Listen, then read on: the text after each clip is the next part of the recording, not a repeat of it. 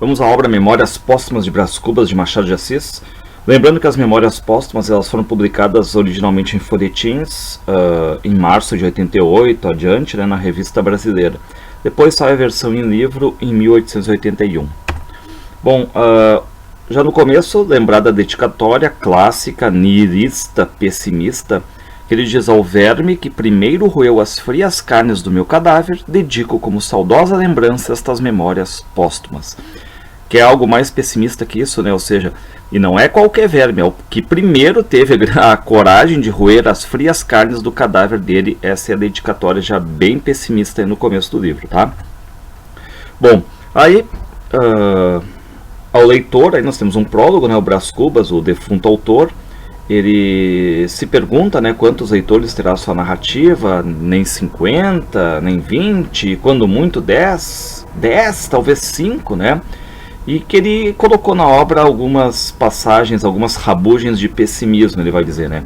Pode ser obra de finado, de morto, escrevia com a pena da galhofa e a tinta da melancolia, e não é difícil antever o que poderá sair desse conúbio, ou seja, dessa ideia de galhofa, de riso, de ironia e melancolia. Isso é o que serão as memórias póstumas dele aí, né? E lembrar que essa é a primeira obra do realismo brasileiro, é o Machado que inaugura o realismo brasileiro. Então a gente já vê um procedimento totalmente contrário que seria o romantismo no Brasil, né? Aí o Brás diz que o primeiro remédio é fugir a um prólogo explícito e longo. O melhor prólogo é aquele que contém menos coisas, ou o que diz de um jeito obscuro e truncado. Conseguintemente, evito contar o processo extraordinário que empreguei na composição destas memórias, trabalhadas cá, no outro mundo. Então, ele meio que nega, né, aquela ideia assim, como é que eu construí o livro, como é que foi e tudo mais, aí diz que não vai contar isso aí e tudo mais, né, mas foi um processo extraordinário. A obra em si, mesma, é tudo. Se te agradar, fino leitor, pago-me da tarefa. Se não te agradar, pago-te com um piparote, um cascudo e adeus, né? E aí diz o Brás Cubas. Bom, vamos para o capítulo 1, né, o óbito do autor. E ele abre dizendo: algum tempo hesitei se devia abrir estas memórias pelo princípio ou pelo fim. Isto é, se pôr em primeiro lugar o meu nascimento ou a minha morte. E ele vai dizer que comum é começar pelo nascimento, né? Mas o Brás Cubas ele vai adotar um método diferente. Ele não é um autor defunto. Primeiro escreveu e depois morreu, não. Lembrar, né? Ele é um defunto autor. Primeiro ele morreu, depois, nesse processo extraordinário, ele virou um autor, né? Dito isto, expirei às 2 horas da tarde de uma sexta-feira do mês de agosto de 1869, na minha bela chácara de Catumbi. Lembrar, né, ele é um personagem da safra machadiana, a safra rica, né, a elite que o Machado trabalha aqui, essa crítica referente à elite. Tinha uns 64 anos, rijos e prósperos, era solteiro, possuía cerca de 300 contos e foi acompanhado ao cemitério por 11 amigos. 11 amigos. Reparem, né? Ele cita 11 amigos. A gente está pensando, pô, no meio do caminho ele vai dizer que é o tal, aquela coisa toda, e a gente vê 11 amigos, né? E ele refaz o espanto, 11 amigos. Mas ele tenta explicar. Verdade que não houve cartas nem anúncios. E acrescente aí, amigo leitor, que chovia, né? Enfim, uma certa desculpa dele para dizer que só teve 11 amigos ali. Aí tem um dos fiéis ali que começa a discursar, né? Vai fazer um discurso todo bonito pro Brás Cubas, né? Que não condiz, obviamente, com o que o Brás Cubas foi em vida, né? Porque o que a gente vai ver no Brás Cubas vai ser uma grande lista de fracassos da vida dele, né? Aí um dos fiéis, amigo dele, discursa: vós que o conhecestes, meus senhores, o Brás Cubas, vós podeis dizer comigo que a natureza parece estar chorando a perda irreparável de um dos mais belos caracteres que tem honrado a humanidade. Então essa chuvinha aí, né? Ele diz que a natureza está chorando a perda desse homem, né? Este ar sombrio, estas gotas do céu, aquelas nuvens escuras que cobrem o azul como um crepe funéreo. Tudo isso é a dor crua e má que lhe rói a natureza às mais íntimas entranhas. Tudo isso é um sublime louvor ao nosso ilustre finado morto, né? E o que o Brás Cubas diz? Bom e fiel amigo, não me arrependo das 20 apólices que lhe deixei. Ou seja, uma ironia já total, né? O amigo está se rasgando elogios ali, né? Mas, na verdade, não de coração, mas sim por interesse, né? Porque o Brás Cubas vai dizer que deixou um dinheiro para ele aí, certo? Bom, ele vai dizer, né, que entre esses amigos aí tal, tem 3 senhoras, tinha a irmã dele, que era a Sabina, que é casada com o Cotrim, a filha do do Cotrim e da Sabina, né, que é a Venância, a sobrinha dele. E o Brás, ele não vai revelar quem é a terceira mulher, ou seja, tá a Venância, a sobrinha dele, a Sabina, a irmã, e tem uma outra senhora, que ele vai dizer que não vai revelar agora, e que ela sofre mais do que todas as parentas ali, né? E quem é que é essa pessoa? Só depois ele vai nos revelar. Aí nos diz como morreu. Morri de uma pneumonia, mas se ele disser que foi menos a pneumonia do que uma ideia grandiosa e útil à causa da minha morte, é possível que o leitor não creia, e é todavia verdade. Vou expor sumariamente o caso, julgue por si mesmo. Bom, aí a gente tem, né, o capítulo 2, o emplasto. O Brás Cubas diz que teve uma ideia, que é a invenção de um medicamento sublime, digamos assim, né, um emplasto anti-hipocondríaco, que seria, digamos, destinado a aliviar a melancolia da humanidade, né? Agora, porém, que estou cá do outro lado da vida, morto, posso confessar tudo. O que me influiu principalmente foi o gosto de ver impressas nos jornais, mostradores, folhetos, esquinas, e, enfim, nas caixinhas do remédio, estas 3 palavras: emplasto Brás Cubas. Para que negá-lo? Eu tinha a paixão do ruído, do cartaz, do foguete de lágrimas. Então aqui a gente já tem mais um tema grandioso no Machado de Assis, que é a aparência versus a essência. Então, na verdade, ele está querendo criar um emplasto e tudo mais para aliviar, né, a melancolia da humanidade, mas na verdade o que ele está dizendo, né?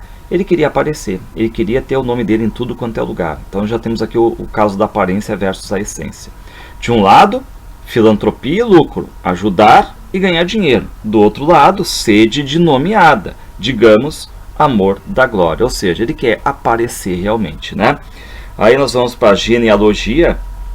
Aí o Brás diz que vai fazer um esboço genealógico, assim, né, meio bem curto. O fundador foi um certo Damião Cubas, ele vai dizer, né, tanoeiro de ofício. Tanoeiro é o cara que fazia tonéis, é um trabalho braçal e tudo mais, né, enfim. E o que vai fazer o Brás Cubas? Ele vai ignorar esse cara aí, ó. Damião Cubas, tanoeiro, um cara que fazia um trabalho braçal, natural do Rio de Janeiro, onde teria morrido na penúria, na obscuridade, na miséria total, se somente exercesse a tanoaria. Mas não, fez-se lavrador, plantou, colheu, permutou o seu produto por boas e honradas patacas, até que morreu, deixando grosso cabedal a um filho, licenciado Luiz Cubas. Neste rapaz, no Luiz Cubas, é que verdadeiramente começa a série dos meus avós, dos avós que a minha família sempre confessou, porque o Damião Cubas era, afinal de contas, um tanoeiro, e talvez mau tanoeiro, ao passo que Luiz Cubas estudou em Coimbra, primou no estado e foi um dos amigos particulares do vice-rei Conde da Cunha. Então o que o Brás Cubas faz, né? Ele refuta, ele joga para baixo do tapete esse início da família real, né? Não glorioso, digamos assim, de trabalho braçal. Ele pula, ele simplesmente ignora, deleta da família o Damião Cubas e começa no Luiz Cubas, porque Luiz Cubas estudou em Coimbra, teve um certo nome, foi amigo particular do vice-rei e tudo mais, né? De novo a ironia aqui na construção da família, olhar não o passado verdadeiro, né, mas começar por aquele da aparência.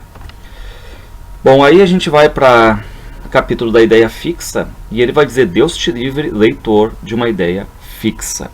Lembrar que o Brás Cubas aqui usa sempre, o Machado usa sempre esse recurso, né, da conversa com o leitor, certo? Sempre se reportando ao leitor.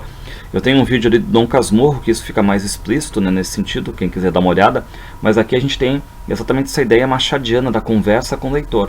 Então ele diz: Deus te livre, leitor, de uma ideia fixa. Veja, o leitor, a comparação que melhor lhe quadrar. Veja e não esteja aí a torcer meu nariz. Só porque ainda não chegamos à parte narrativa destas memórias. Lá iremos. Creio que prefere a anedota à reflexão, como os outros leitores, meus confrades. E acho que faz muito bem, pois lá iremos. Então o que ele está fazendo aqui, né, o Brás Cubas? É um modo total diferente de composição. Não é o modo romântico que te dá a história que vem agora, que vem sempre baseado no enredo.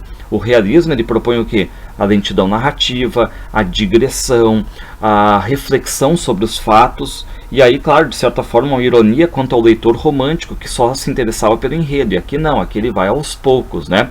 É o que eles vão chamar de estilo gago, estilo aos poucos. E aí, ele vai falar no capítulo 5, em que aparece a orelha de uma senhora, assim não quando, estando eu ocupado em preparar e apurar a minha invenção, o emplasto, recebi em cheio um golpe de ar. Adoeci logo e não me tratei. Tinha um emplasto no cérebro, trazia comigo a ideia fixa dos doidos e dos fortes. E aí, enfim, né, ficou mais preocupado com a aparência do que propriamente com a saúde dele, e acabou morrendo, né? E ele volta a falar dessa mulher que está chorando mais do que as parentas dele ali, né, no enterro. Ele vai dizer, tinha ela então 54 anos, né? Era uma ruína, uma imponente ruína. Imagine o leitor que nos amamos, ela e eu, muitos anos antes, e que um dia, já enfermo, doente, vejo-a assomar à porta da alcova. Então, ele pega e vai falar um pouquinho dessa mulher que está chorando ali, né, mais do que os parentes, né? E aí no capítulo 6, é muito legal os títulos que o Machado coloca, né? Ele coloca ali, ele numera, né, em números romanos, e logo do lado ele já diz, ele coloca alguma ironia, né? E aí ele puxa ali, ó, Rodrigo, quem acreditara, Ximena, quem diria? O Braz diz que havia já uns 2 anos que não via essa mulher, e ele vai revelar agora para nós, né, que essa mulher aí é a Virgília. Quem diria, de 2 grandes namorados, de 2 paixões sem freio, nada mais havia ali 20 anos depois. Havia apenas 2 corações murchos, devastados pela vida e saciados dela, não sei se em igual dose, mas enfim, saciados. Então ele está dizendo que essa mulher está uma ruína ali, né? Bom, aí a Virgília, né, vai começar, né, o Braz vai lembrar conversas com ela, né, que ela dizendo que está velha, né, estou velha, ninguém mais repara em mim, mas para cortar dúvidas virei com Nhonhô. O Nhonhô era um bacharel, filho único de seu casamento, que na idade de 5 anos fora cúmplice inconsciente de nossos amores. Então, na verdade, que o Braz começa a se lembrar, né, de quando viu a Virgília já com o filho dela ali, né, junto do filho do Lobo Neves, né, que era o Nhonhô, e aí os dois vão lá visitar o Braz, nenhum olhar suspeito, nenhum gesto que pudesse denunciar nada, uma igualdade de palavra e de espírito, uma dominação sobre si mesma que pareciam e talvez fossem raras. E aí a gente vê aqui, né, que ele começa a lembrar, obviamente, do passado dele, né, desse triângulo amoroso, do adultério, né, que a Virgília fazia com o Brás Cubas, e que ela não dá nenhum olhar suspeito, nada disso aí e tudo mais, né? E aqui a gente vê a questão bem da dissimulação, característica importante do Machado também, das mulheres machadianas, né? Vide a Capitu do Dom Casmurro, né? E ele pensa na Virgília e tudo mais, e era o meu delírio que começava. E aí nós temos um capítulo clássico, né? Que é o capítulo do delírio do Brás Cubas, né? Em que ele vai relatar o próprio delírio. Digamos assim, o que se passa na cabeça dele durante uns 20 a 30 minutos ali. Primeiramente, ele toma a figura de um barbeiro chinês que pagava o trabalho com beliscões e confeitos, enfim, né? Logo depois ele sente-se transformado na Suma Teológica de São Tomás, e aí o corpo dele fica meio imóvel assim, né? Aí depois ele é restituído da forma de livro para uma forma humana. Aí ele vê lá chegar um hipopótamo, né, que vai arrebatar o Brás Cubas, e aí diz, engana-se, replicou o animal, nós vamos à origem dos séculos. Pela minha parte, fechei os olhos e deixei-me ir à aventura da origem dos séculos, né? E o Brás vai de olho fechado, não está vendo o caminho, começa a ter uma sensação de frio, tudo neve, chegava a gelar-nos um sol de neve. Sei que um vulto imenso, uma figura de mulher me apareceu então, fitando-me uns olhos rutilantes como o sol. Aí o Brás pergunta, né, quem é essa pessoa, essa mulher aí, como se chamava? E ela vai dizer, chama-me Natureza ou Pandora, sou tua mãe e tua inimiga. Dizendo isto, a visão estendeu o braço, segurou-me pelos cabelos e levantou-me ao ar como se fora uma pluma. Aí o Brás pergunta, aí por que Pandora? Porque levo na minha bolsa os bens e os males, e o maior de todos, a esperança, a consolação dos homens. E ela diz que não é somente vida, mas também é morte, né? E aí leva o Brás até o alto de uma montanha, e ele vai dizer, imagina tu, leitor, uma redução dos séculos e um desfilar de todos eles, as raças todas as paixões, o tumulto dos impérios, a guerra dos apetites e dos ódios, a destruição recíproca dos seres e das coisas. Então o Brás faz assim uma viagem pelos séculos, né? Quis fugir, mas uma força misteriosa me retinha os pés. Então disse comigo, bem, os séculos vão passando, chegará o meu e passará também até o último, que me dará a decifração da eternidade. E fixei os olhos e continuei a ver as idades que vinham chegando e passando, já tão tranquilo e resoluto, não sei se até alegre. Meu olhar Enfarado e distraído, viu enfim chegar o século presente e atrás deles os futuros. Redobrei de atenção, fitei a vista, ia enfim ver o último! Mas então a rapidez da marcha era tal que escapava a toda a compreensão. Ao pé dela o relâmpago seria um século. Talvez por isso entraram os objetos a trocarem-se. Uns cresceram, outros minguaram, outros perderam-se no ambiente. Um nevoeiro cobriu tudo, menos o hipopótamo que ele me trouxera, e que, aliás, começou a diminuir, até ficar do tamanho de um gato. Era efetivamente um gato, encarei-o bem. Era o meu gato sultão, que brincava à porta da alcova com uma bola de papel. Enfim, esse é o delírio do Brás Cubas, né, que vê essa passagem dos séculos aí, digamos. Bom, aí nós temos, né, a razão contra a sandice, contra a loucura, e ele vai dizer, ó, já o leitor compreendeu que era a razão que voltava a casa e convidava a sandice a sair. Aí nós temos esse capítulo de transição dele, né, e vejam agora com que destreza, com que arte faço eu a maior transição deste livro. Vejam, o meu delírio começou em presença da Virgília. Virgília foi o meu grão pecado da juventude. Não há juventude sem meninice. Meninice supõe nascimento. E eis aqui como chegamos nós, sem esforço, ao dia 20 de outubro de 1805, em que nasci. Então reparem a habilidade do narrador Brás Cubas em sair da morte e já narrar o seu nascimento, né? Enfim, então é um outro processo de construção, a questão do realismo, que é a reflexão, o humor inglês, como alguns chamavam, né? Essa questão mais fina. O Machado é um grande escritor, a gente vê pelo artifício, a questão toda da linguagem dele, das frases. Bom, aí ele vai contar o naquele dia. Ele vai dizer, naquele dia a árvore dos Cubas brotou uma graciosa flor. Nasci. A modéstia dele, né? Enfim, conta o nascimento agora. Ele vai dizer que foi uma tal de Pascuela, que foi a parteira. Lavado e enfaixado, fui desde logo o herói da nossa casa. Cada qual prognosticava a meu respeito que mais enquadrava ao sabor.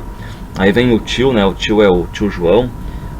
Olha para ele e diz, tem um olhar assim de Napoleão Bonaparte, né? O outro tio, o tal de Ildefonso, era um padre, né? Diz assim, ele tem jeito para ser cônigo, enfim, né? E aí o Mano Bento, que é o pai de Brás Cubas, né? Fica ali olhando também aquela coisa toda, puxando o saco do filho, né?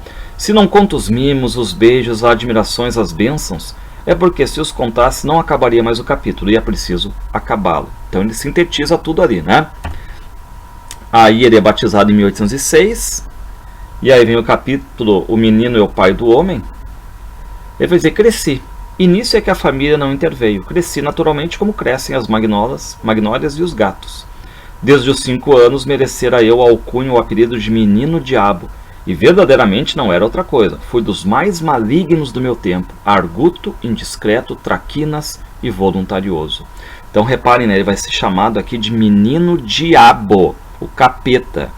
Por exemplo, um dia eu quebrei a cabeça de uma escrava, porque me negara uma colher do doce de coco que estava fazendo. Reparem, quebrava a cabeça de uma escrava. E não contente com o que eu fiz, deitei um punhado de cinza ao tacho, e não satisfeito ainda da travessura, fui dizer à minha mãe que a escrava é que estragara o doce por pirraça. E eu tinha apenas 6 anos. Reparem, né? Quase o orgulho dele de ser um capeta precoce, né? E aqui a gente vai pegar agora um personagem importante depois para a cena, que é o Prudêncio. Ele vai dizer, Prudêncio, o moleque da casa, era o meu cavalo de todos os dias. Ele punha o Prudêncio as mãos no chão, recebia um cordel nos queixos, a guisa de freio. Então o Brás Cubas fazia ele como se fosse um cavalo, né? Eu trepava-lhe o dorso com uma varinha na mão, fustigava-o, dava 1000 voltas a um e outro lado, e ele obedecia, algumas vezes gemendo, mas obedecia sem dizer palavra, ou quando muito um ai-nhonhô, ao que eu retorquia, cala a boca, besta. Repara então, né, o que ele fazia com o escravinho aqui, o Prudêncio, né? Então fazia ele de cavalo, literalmente, né? Bom, ele vai dizer que escondia o chapéu das visitas, dava beliscão nos braços das mulheres, enfim, né? Minha mãe doutrinava-me a seu modo, fazia-me decorar alguns preceitos e orações. A mãe aqui com mais uma inclinação mais religiosa, né? E o pai, muito pelo contrário, o pai dava só pancadinha na cara do Brás Cubas, né? E dizia rindo, brejeiro, brejeiro. Repare, né, que o pai meio que incentiva essa arruaça dele, né? Sim, meu pai adorava. Minha mãe era uma senhora fraca, de pouco cérebro e muito coração. Reparem como ele caracteriza ironicamente a mãe, né? Senhora fraca.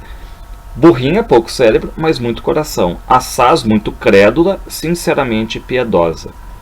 Da colaboração dessas duas criaturas nasceu a minha educação, que, se tinha alguma coisa boa, era no geral viciosa, incompleta, em partes negativa. Dessa terra e desse estrume que nasceu esta flor. Então, aqui um episódio, né, que ele nos conta para mostrar bem como é que é essa formação dele aqui, uma mãe de muito coração, um pai que mima o guri, que vê fazer tudo que é arte, bagunça, pirraça, e o que o pai diz? Abrejeiro, né? E aí ele vai contar um episódio de 1814, o Brás tinha só 9 anos, né? E ele olha um doce numa compota. Pedi em voz baixa o doce. Enfim, bradei, berrei, bati com os pés. É um mimado, né? Meu pai, que seria capaz de me dar o sol, se eu lhe o exigisse, chamou um escravo para me servir o doce. Mas era tarde. A tia emerenciana arrancara-me da cadeira e entregara-me a uma escrava, não obstante os meus gritos e repelões.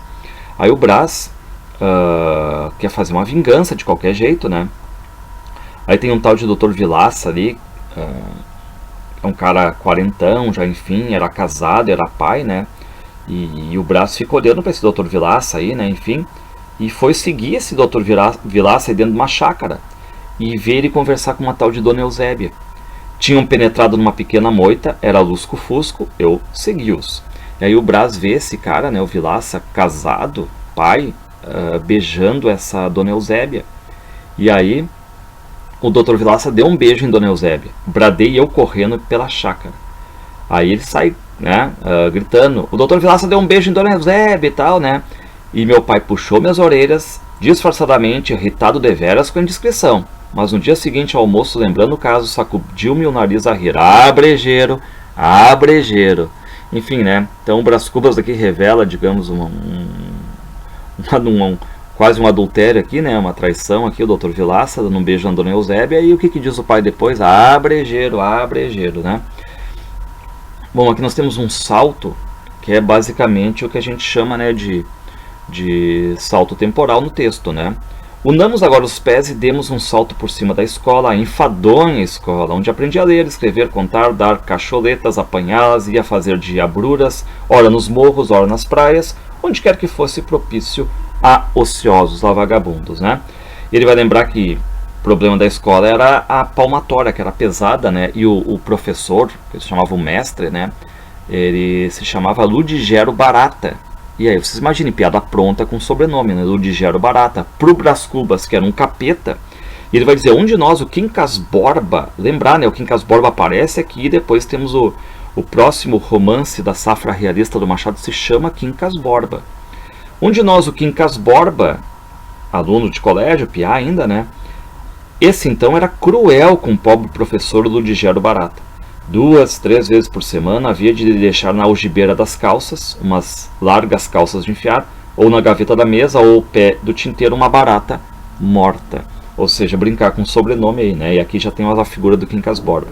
Uma flor, o Quincas Borba. Nunca em minha infância, nunca em toda a minha vida, achei um menino mais gracioso, inventivo e travesso. Era flor, e não já da escola, senão de toda a cidade. E aí esse Quincas Borba, riquinho, né, enfim, da nata da sociedade, perdeu o pai, só tinha mãe. Quem diria que suspendemos a pena, não adiantemos os sucessos. Vamos de um salto a 1822. Repare, né, os saltos temporais, data da nossa independência política, lembrando, né, e do meu primeiro cativeiro pessoal. Então o Brás vai contar o primeiro amor dele agora, né? Ele vai dizer o primeiro beijo, né? Tinha 17 anos. Pungia-me um buçozinho, né, um bigodezinho que eu forcejava por trazer a bigode. Então assim, já tinha um pouquinho, né, quase um semi-bigode, digamos assim, né, 17 anos o Brás Cubas. E ele vai dizer, né, que ele era muito bonito, sim, eu era esse garçom bonito, airoso, abastado, rico, e facilmente se imagina que mais de uma dama se inclinou diante de mim à fronte, pensativa, ou levantou para mim os olhos cobiçosos, né? Só que o Brás Cubas vai dizer que quem cativou ele foi uma dama espanhola, né, que é a Marcela, a famosa linda Marcela, né, como o pessoal chamava ali. Era luxuosa, impaciente, amiga de dinheiro e de rapazes. E aí essa Marcela gostava de um tal Xavier, né, que era um sujeito muito rico, só que ele era tuberculoso. E aí o tio do Brás Cubas leva ele para uma ceia de moças, né, e essa ceia era na casa da Marcela. Só que o Xavier tá ali, né, o homem, digamos, da Marcela ali tá ali, né, e o Brás Cubas só fica com olhos para Marcela. E aí na saída o Brás diz pro tio esperar um pouquinho e tudo mais, e volta para subir as escadas. E aí a Marcela pergunta se ele tinha esquecido alguma coisa, né, e o Brás diz que esqueceu o lenço. E aí vai rolar o primeiro beijo. E eu segurei-lhe nas mãos, puxei-a para mim e dei-lhe um beijo. Não sei se ela disse alguma coisa, se gritou, se chamou alguém. Não sei nada. Sei que desci outra vez as escadas, veloz como um tufão e incerto como um ébrio, como um bêbado. E aí nós temos a questão da Marcela. Ele vai dizer: eu gastei 30 dias para ir do Rocio Grande ao coração de Marcela. Então ele vai conquistando a Marcela, né? Ele vai dizer que teve duas fases a nossa paixão, ou ligação, ou qualquer outro nome, que eu de nomes não curo. Teve a fase consular e a fase imperial. Na primeira, que foi curta, regemos o Xavier e eu. Ou seja, ele está dividindo a Marcela ali, né? Sem que ele jamais acreditasse dividir comigo o governo de Roma. Ou seja, não sabia de nada. Mas quando a credulidade não pôde resistir à evidência, o Xavier depôs as insígnias e eu concentrei... O Xavier larga ela, né? E eu concentrei todos os poderes da minha mão. Foi a fase cesariana. Era o meu universo. Mas, ai triste, não era de graça. Foi-me preciso corrigir o dinheiro multiplicado e inventá-lo. Primeiro explorei as larguezas de meu pai. Porque a Marcela ali é a mulher que vai tirando todo o dinheiro dos homens, né? Essa é a verdade. A Marcela vai vivendo do dinheiro dos homens abastados. E aí o Brás Cubas se livra do Xavier, que era tuberculoso, mas tinha toda a questão da grana, né? E o que vai fazer o Brás Cubas? O Brás Cubas tem que manter, só que o Brás Cubas é um adolescente, 17 anos, dependendo do pai, então ele vai furtando o quê? Vai pegando o dinheiro do pai, né? E o pai ele vai cortando esse dinheiro, até que corta tudo. Aí o Brás vai e recorre à mãe, a mãe só tem um pouquinho de dinheiro. Aí o Brás saca digamos assim, ele entra a sacar a herança do pai, que um dia haveria de ganhar quando o pai morresse, né? Assinar obrigações, enfim, né? E tudo com juros. E aí a Marcela, claro, né? Adorava presentes e o Brás fica dando. A casa em que ela morava, nos Cajueiros, era própria. Assim foi que um dia, como eu não lhe pudesse dar certo colar, que ela vira num joareiro, retorquiu-me que era um simples gracejo, que o nosso amor não precisava de tão vulgar estímulo. Mas ela faz aquele joguinho com Brás Cubas, né? Não precisa, Brás é muito caro e tudo mais. Só que ela faz, né? Ela pega uma joia. Eu ganhei, esse aqui eu ganhei de ouro, eu ganhei de um tal Duarte e tal, namorei ele durante 2 anos, né? Enfim, aquela coisa toda, né? E aí ela faz esse joguinho aí, o Brás Cubas corre a comprar as coisas pra ela, né? Ela vai dizer: amei a outro? Que importa se acabou um dia, quando nos separarmos, também eu vou poder dizer que eu te amei, né, Brás? Ela faz isso aí, né? E ele diz: não digas isso, bradei eu. O Brás apaixonadíssimo por ela, né? E ela vai dizer: tudo cessa. Um dia, aí o Brás fica irritado, dizendo que o amor deles nunca vai terminar, né? E no dia seguinte levei-lhe o colar que havia recusado. E ele vai dizer: para te lembrares de mim, quando nos separarmos, disse eu. Assim como ela faz, né? Com o colar que ela ganhou desse outro cara aí, né? Aí nós temos o capítulo Uma Reflexão Imoral. Ele vai dizer: Marcela, por exemplo, que era bem bonita, Marcela amou-me. E aí nós temos aquela grande frase conhecida, clássica do livro, né? Marcela amou-me durante 15 meses e 11 contos de réis, nada menos. Reparem como é que ele faz a descrição do amor dele, né? 15 meses, mas 11 contos de réis, ou seja, ela sempre tirando o dinheiro dele, sempre, sempre, sempre, né? Então foi um amor caro aqui, né?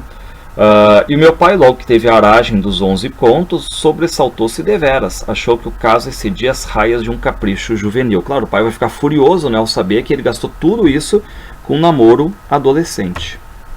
E uma mulher esperta como a Marcela, né? E aí o que diz o pai do Brás? Fica irritadíssimo e diz: desta vez, disse ele, vais para a Europa, vais cursar uma universidade, provavelmente Coimbra. Quero-te para homem sério e não para arruador e gatuno. E aí o pai não quer que ele gaste mais dinheiro de jeito nenhum, chama de malandro e tudo mais. E o Brás Cubas vai ter que ir para a Europa estudar, só que ele quer levar a Marcela junto para a Europa, né? E faz uma proposta para ela e tal, só que ela não quer ir. E aí ele briga com ela, enfim, né? Mas ela não tá nem aí. Então resolvia embarcar imediatamente para cortar a minha vida em duas metades, e deleitava-me com a ideia de que Marcela, sabendo da partida, ficaria ralada de saudades e remorsos. Olha o pensamento do Brás, né? E ele tenta novamente conquistar Marcela, mas sempre com dinheiro. Recorri a um derradeiro último empréstimo. Fui à Rua dos Ourives, comprei a melhor joia da cidade, 3 diamantes grandes encastoados num pente de marfim. Corri à casa da Marcela. E ele vai dizer, vem comigo, disse eu, arranjei recursos, temos muito dinheiro, terás tudo o que quiseres. Olha, toma. E aí ela chama ele de doido e tal, dá um beijo nele, diz que vai com ele sim, né? E ele vai dizer, tinha achado a minha Marcela dos primeiros dias. Reparem, né? Tinha achado a minha Marcela que, dando algum dinheiro, algum presente, ela faz tudo, né? Ela sorriu e foi guardar a joia enquanto eu descia a escada. Só que o que vai acontecer, né? A visão do corredor, como eu dizia. E depois eu confiava na minha boa Marcela. Podia ter defeitos, mas amava-me. Um anjo. Aqui bem a visão adolescente do Brás, né? Que não sabe que está sendo passado para trás. Essa é a verdade, né? Só que quando o Brás está indo ali, tem 3 caras que entram no corredor, amando do pai, tomam o Brás Cubas pelo braço, né? Metem ele numa sege, naquelas carruagens da época. O pai está ali dentro, né? O tio cônego dele também está ali dentro. Levaram até a casa lá do intendente de polícia. E aí foi transportado numa galera, né? Num navio para ir para Lisboa. Ou seja, né? Não tem nem o que fazer agora, porque o pai pega ele e, enfim, agora tu vai para Lisboa de qualquer jeito, né? E ele vai a bordo, ele vai dizer que eram 11 passageiros, só que para ele o que era, né? O mundo para mim era Marcela. E o Brás pensa até em se matar ali, né? Bom, enquanto isso ele está na Europa, né? Está estudando, está se formando, tanto é que o capítulo é Bacharelo-me, um grande futuro. Enquanto esta palavra me batia no ouvido, devolvia eu os olhos ao longe no horizonte misterioso e vago. Aí desembarca em Lisboa, segue para Coimbra, né? A universidade esperava-me com as suas matérias árduas. Estudei-as muito mediocremente e nem por isso perdi o grau de bacharel. Reparem, ele vai dizer que ele foi um mau aluno, né? Enfim, foi um estudante medíocre. Tinha eu conquistado em Coimbra uma grande nomeada de folião. Ou seja, ele ganhou o apelido daquele cara assim que não está nem aí para os estudos, só quer gandaia, né? Era um acadêmico estroina, superficial, tumultuário e petulante dado às aventuras, fazendo romantismo prático e liberalismo teórico, vivendo na pura fé dos olhos pretos e das constituições escritas. Ele vai dizer, explico-me, o diploma era uma carta de alforria. Se me dava a liberdade, dava-me a responsabilidade. Ou seja, ao mesmo tempo que ele está lá se divertindo, fazendo tudo o que quer na vida dele e tal, né? Um estudante péssimo, ao mesmo tempo ele está ganhando, está se formando, está ganhando o diploma. E aí trazia a responsabilidade, né? E nós vamos ter a volta ao Rio de Janeiro. Vê que é rapidinho, né? Ele não conta muito lá dentro de Portugal, enfim, né? Apenas que ele se bacharelou, né? Aí o Brás vai viajar para alguns lugares da Europa, né? E ao cabo de alguns anos de peregrinação, atendia as súplicas do meu pai. Vem, dizia ele na última carta, se não vieres depressa, acharás a tua mãe morta. Então o Brás tem que correr, voltar para o Rio de Janeiro, porque, né? Porque a mãe está morrendo, né? Ele vai dizer no capítulo ali, ó, no 23, triste, mas curto. Meu pai abraçou-me com lágrimas. Tua mãe não pode viver, disse-me. E aí a irmã dele, a Sabina, já está casada com o Cotrim, né? Era a primeira vez que eu via morrer alguém. Triste capítulo. Passemos a outro mais alegre, né? E aí, reparem, né? O capítulo 23 é triste, mas curto, e o capítulo 24 é curto, mas alegre. Ele gosta de brincar com esses títulos aí. O Machado sabe trabalhar bem. Qualquer brechinha que tem para trabalhar, ele sabe trabalhar essa questão da ironia, até nos títulos, né? Subtítulos aí. Não digo que a universidade me não tivesse ensinado alguma coisa, mas eu só decorei as formas, vocabulário e esqueleto. Tratei-a como tratei o latim. Embolsei 3 versos de Vigílio, 2 de Horácio, uma dúzia de locuções morais e políticas para as despesas da conversação. Então reparem como ele é um cara assim que vai dizer que não estudou, pegou, decorou alguma coisinha, né? E quem tá lendo tá dizendo assim, bah, mas o cara é muito verdadeiro, né? E é isso que ele vai dizer, ó. Talvez espante ao leitor a franqueza com que disponho e realço a minha mediocridade. Advirta que a franqueza é a primeira virtude de um defunto. O que ele vai dizer? Eu não tenho plateia. Eu não estou vivo para contar só vantagens. Eu estou morto, então eu posso dizer realmente como eu fui. Eu fui uma pessoa medíocre. Na vida, o olhar da opinião, o contraste dos interesses, a luta das cobiças obrigam a gente a calar os trapos velhos, a disfarçar os rasgões e os remendos. Belíssimo pensamento, né? Ou seja, sempre aquela questão do machadiana da aparência versus a essência. Mas na morte, que diferença, que desabafo, que liberdade, que detalhe, digamos, né, de poder falar sobre a verdade como realmente ele foi. Não viver de aparências, né? Bom, aí, na Tijuca, ele vai dizer, com efeito, ao fim de 7 dias, estava farto da solidão.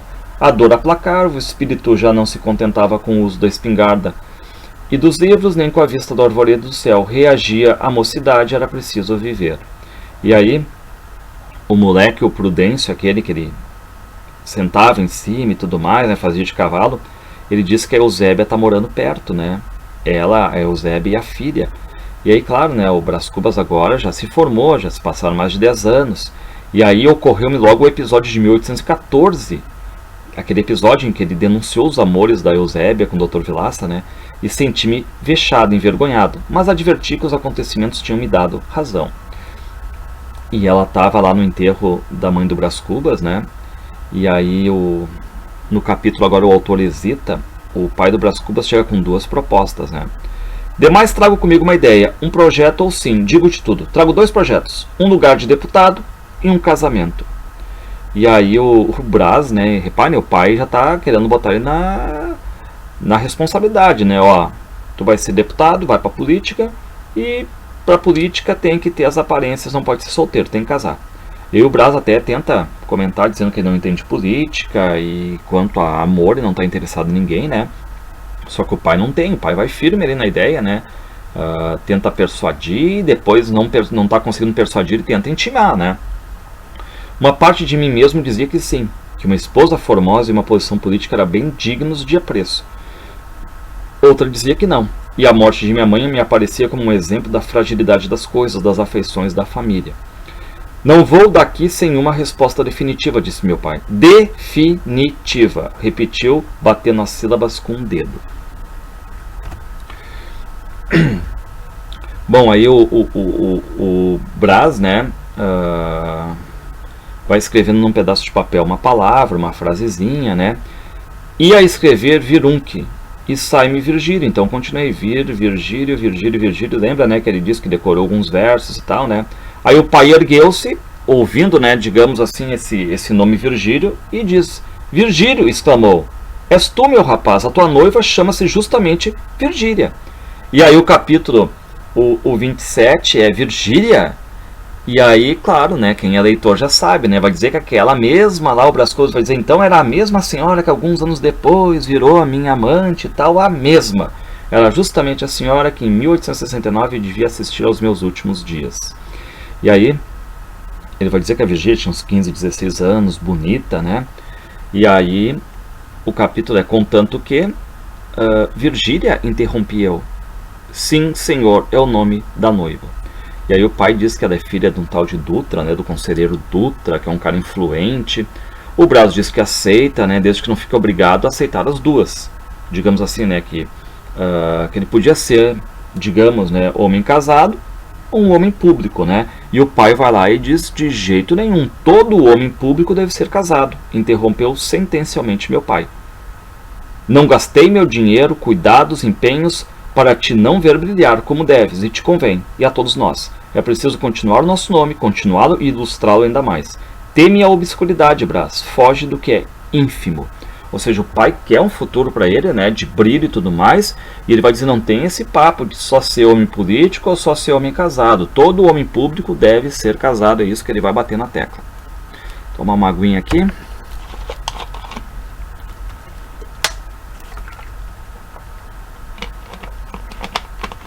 Bom, aí ele vai dizer, né, vencer a meu pai. Dispus-me a aceitar o diploma e o casamento. Virgília e a Câmara dos Deputados, né. Aí o Brás vai fazer uma visita a essa dona Eusébia, que ele ficou sabendo que estava por ali, né? Chega lá e ela diz, ora o Brazinho, um homem, quem diria anos, um homem zarrão e bonito, qual, né? E aí ela pede que o Brás conte a viagem, os estudos, os namoros, e o Brás ouve alguém gritar ali, né? E o grito é, mamãe, mamãe, que é a filha dela. Aí o Brás, a gente vai ficar sabendo no capítulo A Flor da Moita, né? que era a Eugênia. E aí o Brás pergunta quem é ela, diz, minha filha Eugênia, Eugênia Flor da Moita, né? Ela tem 16 anos, paradinha ali, né, no canto dela e tal, só que de repente vem uma borboleta preta, começa a bater as asas ao redor da Dona Eusébia, né, e aí ela diz, te esconjuro, sai diabo, Virgem Nossa Senhora, né, apertei-lhe as mãos e saí, a rir comigo da superstição das duas mulheres, um rir filosófico, desinteressado, superior. O Brás Cubas, enquanto elas estão tocando aquela borboleta preta como um símbolo de mau agouro, digamos, né, de azar, o Brás Cubas está rindo, dizendo assim, eu não sou supersticioso e tal, né, isso aí para quem é um cara superior no estudo, enfim, né, não vai levar a sério isso aí. Só que o que vai acontecer? Tem o próximo capítulo, né, que é a borboleta preta. No dia seguinte, como eu estivesse a preparar-me para descer, entrou no meu quarto uma borboleta tão negra como a outra e muito maior do que ela. E aí o que vai acontecer, né? Essa borboleta ela para em cima de um retrato do pai do Brás Cubas. E o Brás Cubas bate com uma toalha nela e depois essa borboleta morre, né? Fiquei um pouco aborrecido, incomodado. Também por que diabo não era ela azul, disse comigo, né? E aí o que vai acontecer? Temos o capítulo Coxa de Nascença. O Brás vai visitar de novo a Dona Eusébia. E a Eugênia coxeava um pouco. Tão pouco que eu cheguei a perguntar-lhe se machucar o pé. A mãe calou-se e a filha respondeu sem titubear. Não, senhor, sou coxa de nascença. Mandei a todos os diabos, chamei-me desastrado grosseirão. Ou seja, ele não vê que ela é coxa no primeiro dia, porque ela está sentada, né, e tudo mais, mas entra a borboleta preta, quase como fosse uma metáfora dizendo, olha, tem coisa escondida por trás, azar, né? E o Brás Cubas no outro dia vai ver ela conversar, estão caminhando, ela vem coxeando, vem mancando, e ele pergunta, né, vem cá, tu te machucou? E aí ela vem na hora e diz, não senhor, sou coxa de nascença. E o Brás se acha um grosseirão ali, né? Enfim. E aí vai ter um capítulo bem-aventurados que não descem, né? E o Brás Cubas vai dizer, o pior é que era coxa, era manca. Uns olhos tão lúcidos, uma boca tão fresca, tão linda, maravilhosa, uma compostura tão senhoril e coxa. Esse contraste faria suspeitar que a natureza às vezes é um imenso escárnio. Por que bonita, se coxa? Por que coxa, se bonita? Se nasceu bonita, por que Deus fez ela manca? Se nasceu manca, por que deixou ela bonita, né? É cruel o Brás Cubas aqui, né? Tal era a pergunta que eu vinha fazendo a mim mesmo ao voltar para casa de noite sem atinar com a solução do enigma. E reparem, né, que a gente não tem mais essa idealização dos personagens, que era uma constante do romantismo. Os personagens aqui são não idealizados, né? Essa é a ideia. Aí o Brás vai conversar, ele chama ela de Vênus manca. Reparem, né? Vênus, a deusa da beleza do amor, que ela é muito bonita, mas manca, a Vênus manca dele, né? Aí ela pergunta, o senhor desce amanhã para caminhar comigo? Disse ela no sábado. Pretendo. E ela diz, não desça. E aí ele diz, não desci. E acrescentei um versículo do Evangelho. Bem-aventurados aqueles que não descem, porque deles é o primeiro beijo das moças. Eles acabam se beijando, inclusive, né? Enfim. Mas não vai rolar, né? Bom, aí entre as 5 ou 10 pessoas que me deem, aí uma alma sensível que está de certo um tanto agastada com o capítulo anterior, começa a tremer pela sorte de Eugênia e talvez sim, talvez lá no fundo de si mesmo me chame cínico. De novo, né, e jogando com o público leitor e tudo mais, esses 5, 10 leitores que ele vai dizer que tenha, né, talvez chame ele de cínico e tudo mais, cruel por não ter ficado com ela, né. E ela vai dizer, né, faz bem fugir ao ridículo de casar comigo, diz ela, né. Ia dizer-lhe que não. Ela retirou-se lentamente, engolindo as lágrimas. Desci da Tijuca na manhã seguinte, um pouco amargurado, outro pouco satisfeito, né. Enfim, então não teve nada, não rolou aqui a não ser um beijo entre eles, né.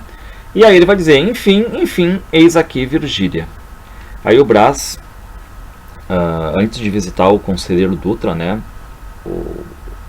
o pai da Virgília pergunta pro pai dele, né, pro pai do Brás, se tem algum ajuste prévio de casamento, e o pai diz, não, vai lá e se ajeita, né, e o pai do Brás diz que só falou com o conselheiro Dutra sobre a ideia, né, do Brás Cubas, do filho dele se tornar um deputado, e a filha, digamos, né, se casar com o Brás, mais depressa ele poder ser deputado, enfim, né.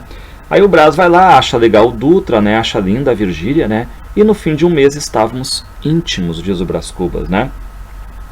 E aí, vem cá jantar amanhã, disse-me o Dutra, o pai da Virgília, uma noite. Aceitei o convite. Então começa a andar aqui as coisas com a Virgília, né?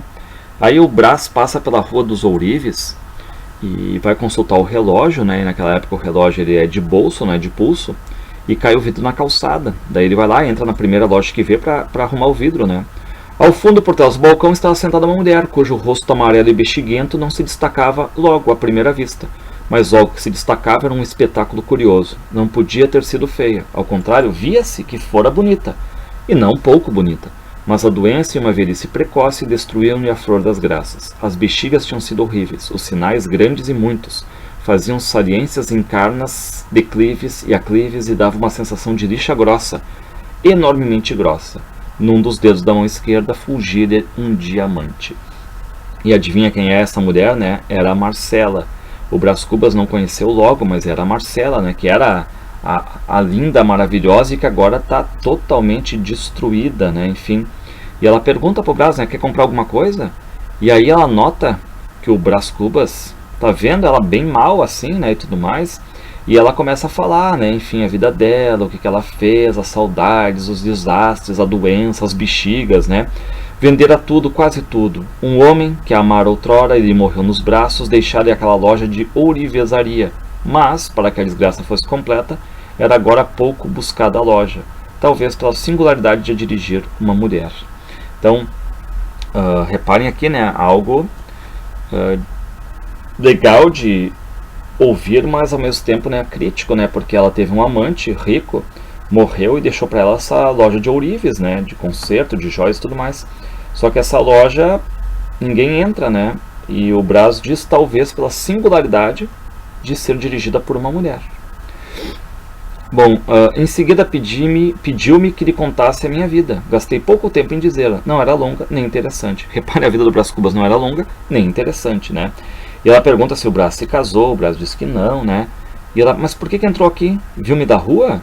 Não, supunha entrar numa casa de relojoeiro. Queria comprar um vidro para este relógio. Vou a outra parte, desculpe-me, tenho pressa. E o Brás, ele tem uma sensação assim, né, de que ele quer sair dali de uma vez, ele não consegue olhar para ela, né? Mas a Marcela chama um guri ali, né, um moleque, e manda ele até uma loja na vizinhança para comprar o vidro, né? Enquanto isso, o Brás Cubas vai ter que ficar ali conversando com ela, né? Aí, nisso entrou o moleque trazendo o relógio com vidro novo. Era tempo, já me custava estar ali conversando com a Virgília, né? Aí o Brás Cubas paga, diz para Marcela que voltaria numa outra ocasião, né? E saiu. Vai, senão quando cai-me o vidro do relógio. Entro na primeira loja que me fica a mão. E eis-me surge o passado, ele o que me lacera e beija. Ele o que me interroga com o rosto cortado de saudades e bexigas. Bom, aí o Brás Cubas vai achar a Virgília ansiosa, assim, meio de mau humor, né? Tornei a olhá-la. As bexigas tinham comido o rosto, a pele, ainda... a Virgília não, a Marcela, né? Tornei a olhá-la. As bexigas tinham comido o rosto, a pele, ainda na véspera tão fina, rosada e pura, parecia-me agora amarela, estignada pelo mesmo flagelo que devastara o rosto da espanhola. Bom, aí ele vai visitar a Virgília, né? E a Virgília... é a fresca, a juvenil, a florida Virgília, que é o contrário total da Marcela, né? Então ele faz uma espécie de alucinação aí, né? Porque ele sai vendo a Marcela cheia de bexiga no rosto detonada, né? E depois ele vai lá, acha a Virgília e ele faz essa comparação aí com a Virgília, né? No primeiro momento ele vê a Virgília assim de mau humor, depois ele começa a ver que é a linda, maravilhosa Virgília, né?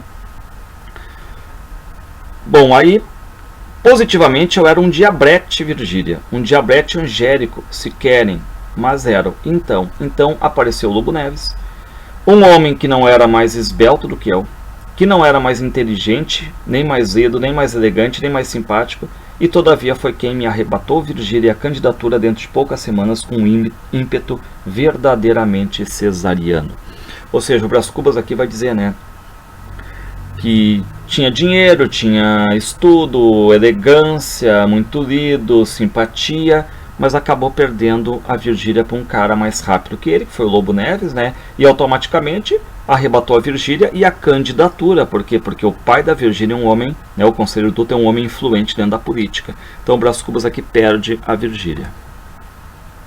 Bom, aí a Virgília, né, perguntou para o Lobo Neves, né, quando ele seria ministro e tudo mais, né, ele disse que pela vontade dele já era, né, pelos dos outros vai daqui a um ano. Então, nós temos agora o Lobo Neves entrando aí no livro, né. Promete que algum dia me fará baronesa, marquesa, porque eu serei marquês. Desde então fiquei perdido. E aí vocês têm um desastre, né? Porque o pai tinha projetado esse romance com a Virgília, e o Brás Cubas também estava achando que estava firme e forte com a Virgília ali, e ele perde pro Lobo Neves, um cara que, segundo ele, né, é bem inferior, né? E aí, o capítulo em Cubas, ele é legal, engraçado, né? Porque ele vai dizer: meu pai ficou atônico com o desenlace, e quer me parecer que não morreu de outra coisa. A princípio não quis crê-lo. O que o pai diz? Um Cubas, um galho da ilustre árvore dos Cubas.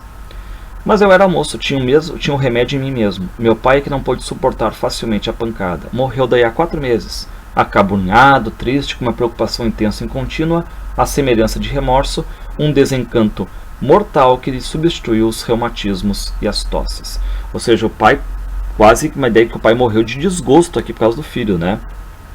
Mas nós temos o capítulo A Herança, e começa uma briga terrível, né? Porque a mãe do Brás já faleceu, agora falece o pai, e tem 2 herdeiros, né? Que é o Brás e a Sabina, a irmã. E a Sabina é casada com o Cotrim, tem até filho já. E começa uma briga pela essa herança, né? Entre o Brás e a irmã Sabina. E a Sabina tá com o marido ali, o Cotrim, né? E ela diz: ora, mano, deixa dessas coisas, disse Sabina, erguendo-se do sofá. Podemos arranjar tudo em boa amizade e com lisura. O Brás Cubas, ele quer brigar pelo mínimo detalhe ali, né?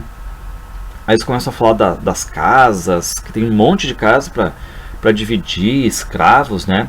E aí o Brás Cubas diz assim: bom, fico com o Paulo e o Prudêncio. Lembrando, né, que o Prudêncio é aquele que ele montava, fazia de cavalo. E aí ela vai dizer: o Prudêncio está livre. Livre? Há 2 anos. Livre? Sim, o pai acabou dando carta de alforria, né, pro Prudêncio. Quanto à prata, continuou Cotrim, eu não faria questão nenhuma, se não fosse o desejo de que sua irmã tente ficar com ela. E acho-lhe razão. Sabina é casada e precisa de uma copa digna, apresentável. Você é solteira, não recebe, não. E aí o Brás diz: mas eu posso casar. Ou seja, eles vão começar a brigar por uma prataria, por uma louça de prata. E claro, né, se a gente for olhar assim, o argumento do Cotrim, do marido da Sabina, é que ela é casada, a irmã do Brás Cubas é casada, recebe pessoas, então precisa de uma copa digna, né? E o Brás Cubas quer dividir aquilo ali. E o Brás Cubas diz: mas eu posso casar. E ele quer dividir, né? Enfim, isso aí. Aí o Cotrim até ironiza, né? Tá, e quem é que vai ficar com o Buri? Quem é que vai ficar com o açucareiro, né? Fizeram-se finalmente as partilhas, mas nós estávamos brigados. Reparem que seria simplesmente o Brás Cubas dizer: ó, fica com a prataria, que eu vou numa loja, pego todo o dinheiro aqui e compro uma prataria 10 vezes melhor. Mas estão brigando pela ninharia, e aí vem todo o retrato, né, a reflexão sobre a questão da burguesia colocada aqui no esquema, né? Fizeram-se finalmente as partilhas, mas nós estávamos brigados. Aí ele vai dizer: vivi meio recluso, indo de longe em longe a algum baile, ou teatro, ou palestra, mas a maior parte do meu tempo passeia comigo mesmo. Escrevia política e fazia literatura, mandava artigos e versos para as folhas públicas e cheguei a alcançar certa reputação de polemista e de poeta. Bom, aí tem um primo de Virgília, né? Vai dizer: sabe quem chegou ontem de São Paulo? Perguntou-me uma noite Luiz Dutra. Luiz Dutra, esse aí era o primo da Virgília, né? Ele era poeta e era um cara que tem necessidade, né, assim, do aplauso, do elogio. O Luiz Dutra é o cara da aparência também, né? Pobre Luiz Dutra, apenas publicava alguma coisa, corria à minha casa e entrava-me a girar em volta de mim à espreita de um juízo, de uma palavra, de um gesto que lhe aprovasse a recente produção, e eu falava-lhe de 1000 coisas diferentes, do último baile do Catete, da discussão das câmaras, de berlindas e cavalos, de tudo, menos dos seus versos ou prosas. O Brás, ele sabe disso, né, que ele gosta da questão toda envolvendo o aplauso, o elogio e tal. E aí quando ele publica alguma coisa, vai perguntar pro Brás se ele gostou ou não gostou, enfim, né? E o Brás judia dele, basicamente, não fala nada de qualquer outra coisa menos dos versos. Minha intenção era fazê-lo duvidar de si mesmo, desanimá-lo, eliminá-lo. E tudo isto a olhar para a ponta do nariz. E nós temos o capítulo Virgília casada. E aí vai dizer ele: quem chegou de São Paulo foi minha prima Virgília, casada com Lobo Neves, continuou Luiz Dutra. Ah, e só hoje é que eu soube de uma coisa, seu Maganão. E aí o Brás Cubas: que coisa que tu ficou sabendo, o Luiz Dutra? Que você quis casar com ela. Aí ele vai dizer: ideias do meu pai. Quem lhe disse isso? Ela mesma, a Virgília. Bom, aí o Brás começa a ter um delírio, né, que depois que ele fica com que ele vai ficar com a Virgília nesse delírio e tudo mais, né? E aí o Brás Cubas, ele diz, né, é minha, disse eu comigo logo que passei a outro cavaleiro. E confesso que durante o resto da noite fosse minha ideia estranhando no espírito, não a força de martelo, mas de verruma, que é mais insinuativa. É minha, dizia eu ao chegar à porta de casa. Bom, aí o Brás Cubas, né, ele vê uma moedinha no chão, uma moeda de ouro, e diz: é minha, repeti eu a rir-me, e meti ela no bolso. Ou seja, o que faz o Brás Cubas, né? Ele quer restituir essa moeda, né? E para quem perdeu. E o melhor meio é fazer isso por um anúncio, né? Ou pela polícia. Aí ele enviou uma carta ao chefe da polícia, né? E ele vai dizer: assim eu, Brás Cubas, descobri uma lei sublime, a lei da equivalência das janelas. Estabeleci que o modo de compensar uma janela fechada é abrir outra, a fim de que a moral possa arejar continuamente a consciência. Ou seja, se tu pensar ou fizer uma maldade, mas logo depois fizer uma coisa boa, é a lei da equivalência das janelas. Essa é a ideia do Brás Cubas, né? E aí, o Brás está caminhando na praia, ele tropeça no embrulho, e a praia está deserta, né? Era tarde, a curiosidade estava aguçada, como deve estar a do leitor. Desfiz o embrulho e vi, achei, recontei, nada menos de 5 contos de réis, nada menos, talvez uns 10 mil réis. E aí ele vai dizer que não é, digamos, crime achar dinheiro, né? Era uma felicidade. Estes 5 contos, dizia eu comigo, 3 semanas depois, hei de empregá-los em alguma ação boa, talvez um dote a alguma menina pobre, outra coisa assim, hei de ver. Então a lei da equivalência aqui, né? Bom, achou, vamos fazer alguma coisa boa, né? Bom, aí ele vai dizer: nesse mesmo dia levei os réis, né, ao Banco do Brasil. Aí lá recebe o Brás, né, enfim, com alusões à questão do dinheiro achado, devolvido e tudo mais. Respondi enfadado que a coisa não valia a pena de tamanho estrondo. Louvaram então a modéstia e porque eu me encolerizasse, replicaram que era simplesmente grande. Então o Brás Cubas, né, sempre gostando também do elogio, né? E aí o amor entre o Brás e a Virgília vai começar a ficar maior, né? O Brás lembra do beijo que houve entre eles, que acabou unindo muito, enfim, né? Apesar de ela estar casada, lembrando com Lobo Neves, há uma aproximação, uma dança, eles vão ficando juntos. E aí nós temos interessantíssimo esse capítulo aqui chamado O Velho Diálogo de Adão e Eva. Repare, né? É o diálogo ali, o Brás Cubas faz uma pergunta, não tem, olhem para a tela agora, né? Só vocês não vão entender aqui. São só pontilhadinhos. A Virgília responde, o Brás Cubas responde, faz uma frase maior, a Virgília exclama alguma coisa, o Brás Cubas continua, a Virgília faz uma pergunta, tudo com pontinhos, né? A gente não vê, mas a gente depreende, né? Aí o Brás Cubas vai falando mais, a Virgília também, o Brás Cubas várias exclamações, a Virgília uma pergunta, o Brás Cubas faz uma exclamação, ela termina a Virgília fazendo uma exclamação também. Repare, né, que o capítulo se chama O Velho Diálogo de Adão e Eva, ou seja, desde que o mundo é mundo, os diálogos, a questão para ficar junto e tudo mais não mudou tanto, né? Então é isso que o Brás Cubas está mostrando, né? Amigo leitor, vamos ficar juntos, porque esse é o velho diálogo de Adão e Eva, o primeiro casal do mundo, digamos assim, né? Interessante esse recurso aí, sem palavras, né? Bom, e agora vem um capítulo que, esse capítulo resume, né, Brás e Virgília, o momento oportuno. Mas com a breca, por quem me explicará a razão dessa diferença? Um dia vimos-nos, tratamos do casamento, desfizemos do casamento e separamos, a frio, sem dor, porque não houvera paixão nenhuma. Mordeu-me apenas algum despeito a nada mais. Correm anos, torno a vê-la, damos 3 ou 4 giros de valsa e ei-nos amar um ao outro com delírio. E aí, ele vai dizer: sim, senhor, amávamos. Claro, lembrando sempre, a Virgília é casada, né? E aí ele vai dizer, ó, Lobo Neves, a princípio, metia-me grandes sustos, por ilusão. Como adorasse a mulher, não se vexava de me dizer muitas vezes. Achava que Virgília era uma perfeição mesmo, um conjunto de qualidades sólidas e finas, amorável, elegante, austero modelo. E a confiança não parava aí. Então, o Lobo Neves nem desconfia, né? Porque ele mantém uma confiança muito grande na mulher, né? E o Lobo Neves confessa, né, que tem uma mulher muito bonita, enfim, confiável, só que falta a glória pública. Ele conta pro Brás, né, enfim, que a vida política era um tecido de invejas, despeitos, intrigas, perfídias, interesses, vaidades. E aí o Brás Cubas vai dizer, né, entrei na política por gosto, por família, por ambição e por um pouco de vaidade. Bom, aí o capítulo encontro, né, o Brás sai da casa do Lobo Neves, né, pensando na política. Por que não serei eu ministro? Por que não serás ministro, Cubas? Cubas, por que não serás ministro de Estado? Reparem, né, que ele pensa grande aqui, né? E aí tem certeza que a Virgília vai gostar da ideia, enfim, né? E aí, outro capítulo interessante, né, o Brás Cubas vê o Quincas Borba, lembrando que Quincas Borba era um colega dele riquinho, de infância da escola, como o tempo passou, já é um homem, né? E ele vê o Quincas Borba, o mesmo Quincas Borba, todo maltrapilho, assim, um mendigo, né? E aí o Quincas Borba diz, sou Borba, o Quincas Borba. Não, impossível, não pode ser. Não podia acabar de crer que essa figura esquálida, essa barba pintada de branco, esse maltrapilho aventalhado, toda essa ruína fosse o Quincas Borba, mas era. Não é preciso contar-lhe nada, disse ele enfim. O senhor adivinha tudo, uma vida de misérias, de atribulações e de lutas. Lembra-se das nossas festas em que eu figurava de rei? Que trambolhão, acabo mendigo. E aí o Brás Cubas diz, né, bom, procure-me, disse eu, poderia arranjar-lhe alguma coisa, vou te ajudar, né, já que tá mendigo aí.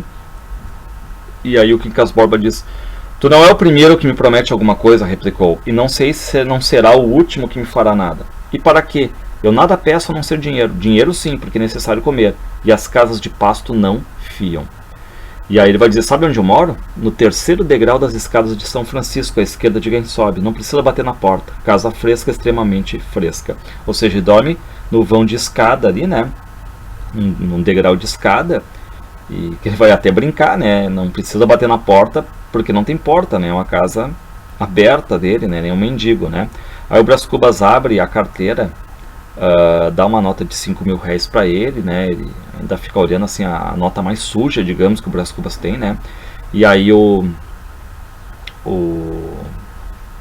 Quincas Borba diz, em latim, por este sinal conquistarás. Aí o Brás beija, né? O Quincas Borba beija a nota, fica feliz, né? E o Brás diz que vai arranjar algumas outras coisas para ele, né? Enfim, né? E aí, mas diz, né? Tu tem que trabalhar. E aí o Quincas Borba fez um gesto de desdém, calou-se alguns instantes, depois disse-me positivamente que não queria trabalhar. E o Brás quer sair dali, né? Mas o Quincas Borba pede, né? Brás, escuta a minha teoria, né?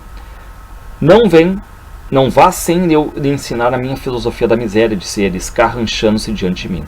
E aí você tem o capítulo Abraço. E o Quincas Borba, né, rodeia o Brás, fala das joias, das roupas, elogia, pergunta se o Brás está casado, o Brás diz que não, o Quincas, né, também vai dizer que não, né, não, nem eu, moro na rua, não quero saber onde mora, atalhou o Quincas Borba. Se alguma vez nos virmos, dê-me outra nota de 5 mil réis, mas permita-me que não a vá buscar à sua casa. É uma espécie de orgulho. Então aqui interessante esse personagem Quincas Borba, né, que a gente vê piá riquinho, fazendo às vezes de rei da escola, e agora ele volta mendigo. O Quincas, na despedida, ele quer agradecer o Brás Cubas, e ele abraça o Brás, né? E dizendo isso, abraçou-me com tal ímpeto que não pude evitá-lo. Meto a mão no colete e não acho o relógio. Uma última desilusão. O Brás, o Borba, né, o Quincas Borba, furtaram-me no abraço. Ou seja, o Brás Cubas vai para casa e quando ele olha, vai puxar o relógio, não tem mais, né? O Quincas Borba roubou o relógio dele. Aí o Brás volta para o passeio público para achar o Quincas Borba, mas não acha o Quincas Borba, né? Bom, fui ter com Virgília. Depressa esqueci o Quincas Borba. Virgília era o travesseiro do meu espírito. E aí, claro, né? A Virgília começa a achar que estão desconfiando do caso dela com o Brás Cubas. Ela até diz que sonhou com o Lobo Neves, que queria matar ela e tudo mais, né? Ou seja, aqui é algo meio assim... o primo Basílio do Eça de Queiroz, ou seja, na casa todo mundo começa a desconfiar, ou seja, tem que arrumar algo fora, né? Não pode ser ali dentro. E aí a Virgília disse, eu proponho-te uma coisa. O que é, Brás? Amas-me? Suspirou ela, cingindo-me os braços ao pescoço. E aí ele pergunta se ela tem coragem de fugir, né? Iremos para onde nos for mais cômodo, uma casa grande ou pequena, à tua vontade, na roça ou na cidade, ou na Europa, onde te parecer, onde ninguém nos aborreça. E não haja perigos para ti, onde vivamos um para o outro. Sim, fujamos. Mas ela não quer, né? Ela inventa, não escaparíamos talvez, ele iria ter contigo e matava-me do mesmo modo. E aí, a questão toda da conversa com o leitor, né? Justamente nesse instante apareceu-me na chácara o Lobo Neves. Não tremas assim, leitora pálida, descansa que não hei de rubricar esta lauda com um pingo de sangue. E aí, chega na chácara, né, o Lobo Neves e o filho, o Nhonhô, que é o futuro bacharel. Eu que tinha ódio ao menino, afastei-me de ambos. E aí o Brás janta ali, né, e a Virgília sempre dissimulando. A Virgília é uma Capitu também da vida, né? Evidentemente, Virgília começava a aborrecer-se de mim, pensava eu. E aí no dia seguinte, né, o Brás vai até a casa da Virgília e ela tá lá com os olhos todos vermelhos, assim, de chorar, né? E ele pergunta: o que houve? Perguntei. Você não me ama, foi a sua resposta. Nunca me teve a menor soma de amor. Tratou-me ontem como se me tivesse ódio. Tratou-me como não se trata um cachorro. E a esta palavra peguei-lhe nas mãos, beijei-a e 2 lágrimas rebentaram-se dos olhos. Pensei nisso, acudiu Virgília. Uma casinha só nossa, solitária, metida no jardim, em alguma rua escondida, não é? Então quem dá a solução é a Virgília, né? Bom, não vamos fugir, mas vamos continuar o amor e tal, né? O amor proibido, escondido, mas uma casinha, não aqui dentro e tudo mais, né? Bom, aí ela não quer fugir. Não posso, disse ela daí a alguns instantes. Não deixo meu filho. Se o levar, estou certa de que o Lobo Neves irá me buscar até o fim do mundo. Bom, então eles acabam pensando mesmo numa casinha solitária, em alguma rua por aí, né? E ele vai chegar a dizer, né, que a baronesa era uma das pessoas que mais desconfiavam ali, né, dos dois. 55 anos, que pareciam 40, macia, risonha, vestígios de beleza, porte elegante e maneira finas. Não falava muito nem sempre, possuía a grande arte de escutar os outros espiando-os. Então essa mulher, essa baronesa, ela vai dando uma bicada e vai vendo que os dois estão ali, né, de segredinhos. A segunda pessoa, que eu duvidava que poderia desconfiar alguma coisa, era um parente de Virgílio Viegas, um cangalho de 70 invernos, chupado e amarelado, que padecia de um reumatismo teimoso, de uma asma não menos teimosa e de uma lesão no coração. Era um hospital concentrado. E ele vai dizer, né, tinha mais 2, 3 senhoras, alguns homens, né, tudo isso constituía uma verdadeira floresta de olheiros e escutas, por entre os quais tínhamos de resvalar com a tática e a maciez das cobras, ou seja, tinham que fazer a questão da dissimulação. E aí, claro, né, eles têm que alugar então uma casinha fora dali. E aí o Brás vai ler um bilhete da Virgília, né, ela diz assim: meu B, desconfiam de nós, tudo está perdido, esqueça-me para sempre, não nos veremos mais, adeus, esqueça-se da infeliz Virgília. Bom, aí o Brás vai até a Virgília e ela diz, né, que já tem falatórios e tudo mais, né, e ele vai dizer: o melhor é fugirmos, insinuei. Nunca, respondeu ela, abanando a cabeça. E aí o Brás acha, né, uma casinha lá num recanto de Gamboa. Convencionamos que ali iria morar uma mulher, conhecida de Virgília, em cuja casa fora costureira e agregada. Virgília exercia sobre ela uma verdadeira fascinação. Não se lhe diria tudo, ela aceitaria facilmente o resto. Então eles vão aos poucos, né, colocar na mente dessa mulher e tal, que, enfim, vão alugar para ela, e ela vai servir, digamos, de uma mulher que vai ocultar os amores escondidos do Brás e da Virgília. Agora podia evitar os jantares frequentes, o chá de todas as noites, enfim, a presença do filho deles, meu cúmplice e meu inimigo. Bom, aí o capítulo importantíssimo aqui, né, que é o vergalho. O Brás está caminhando e ele vê um negro vergalhando o outro numa praça, né? E quem está sendo castigado, vergalhado ali, não está querendo fugir, né? Enfim, não está conseguindo fugir. E ele dizia: não, perdão, meu senhor, meu senhor, perdão. E o outro dizia: cala a boca, besta, replicava o vergalho. Parei e orei, justos céus, quem haveria de ser o do vergalho que está batendo? Nada menos que o meu moleque Prudêncio, que o meu pai libertara alguns anos antes.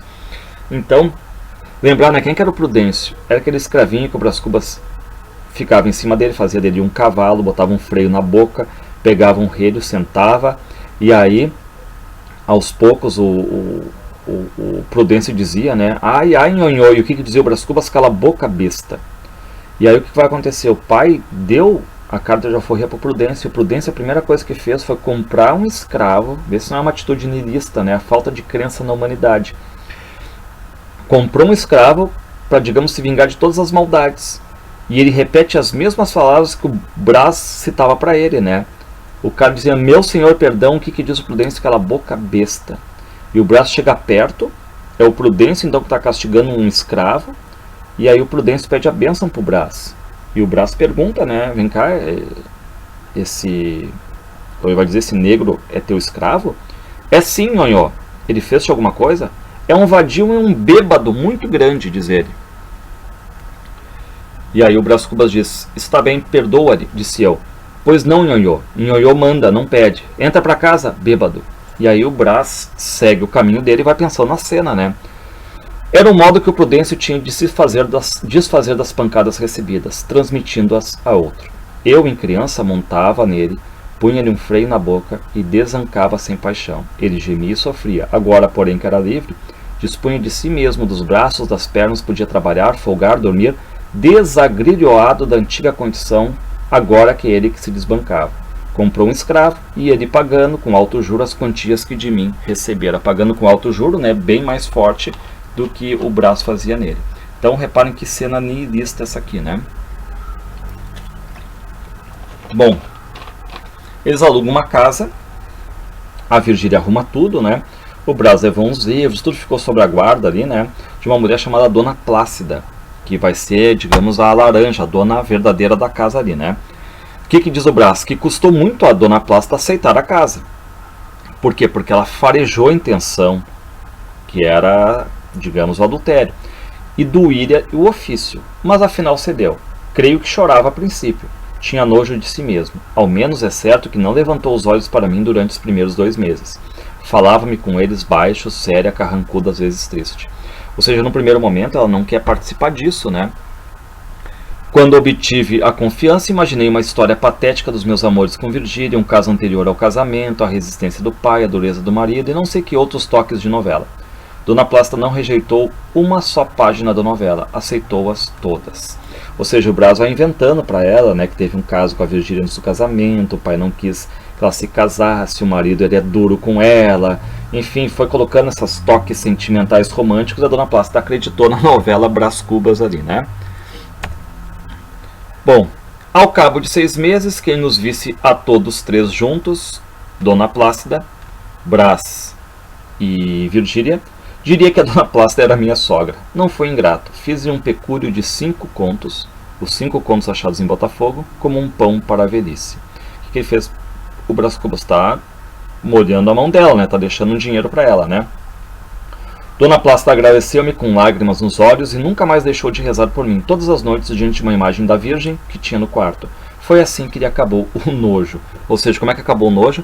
O Brás Cubas pagando, né? Bom, aí nós vamos ter agora um capítulo metalinguístico, tá? Que o Brás Cubas vai falar dos leitores, do livro, da escrita.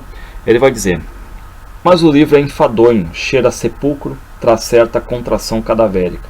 Vício grave, aliás ínfimo, porque o maior defeito deste livro és tu, leitor. Tu tens pressa de envelhecer, e o livro anda devagar.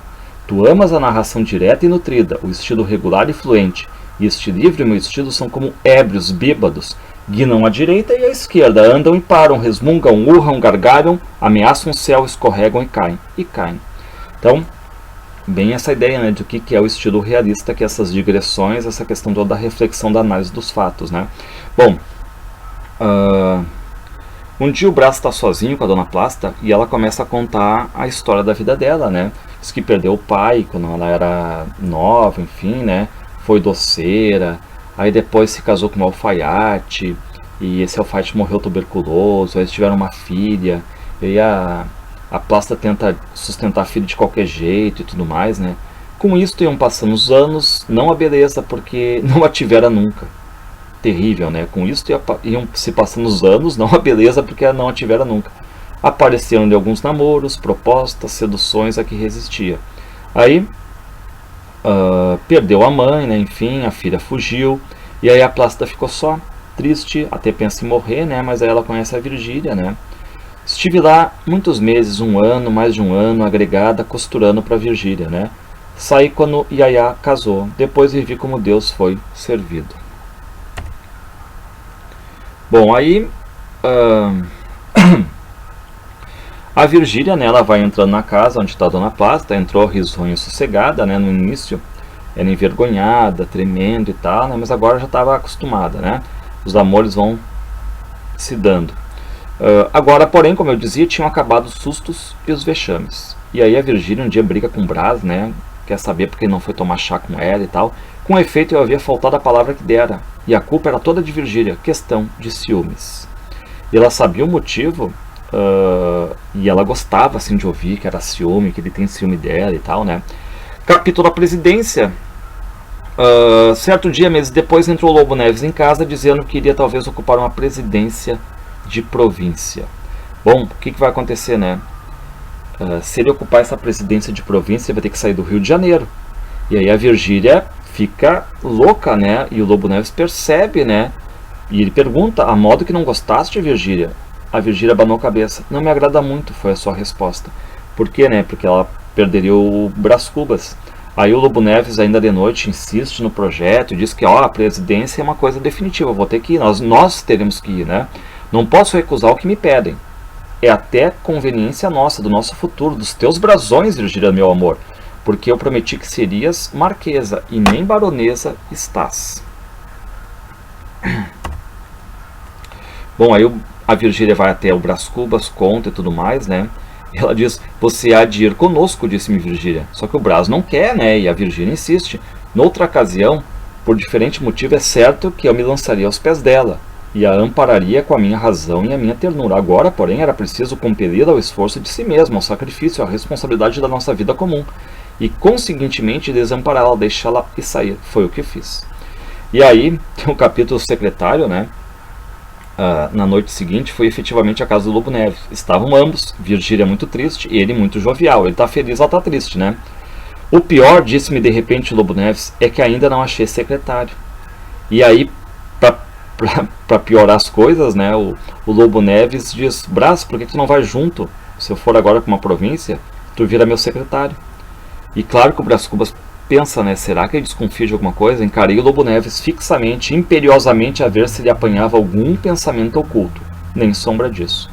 Então o Brás Cubas vê que é na inocência mesmo que ele está convidando, né, não suspeita de nada. E aí o Brás quer aceitar a nomeação, digamos.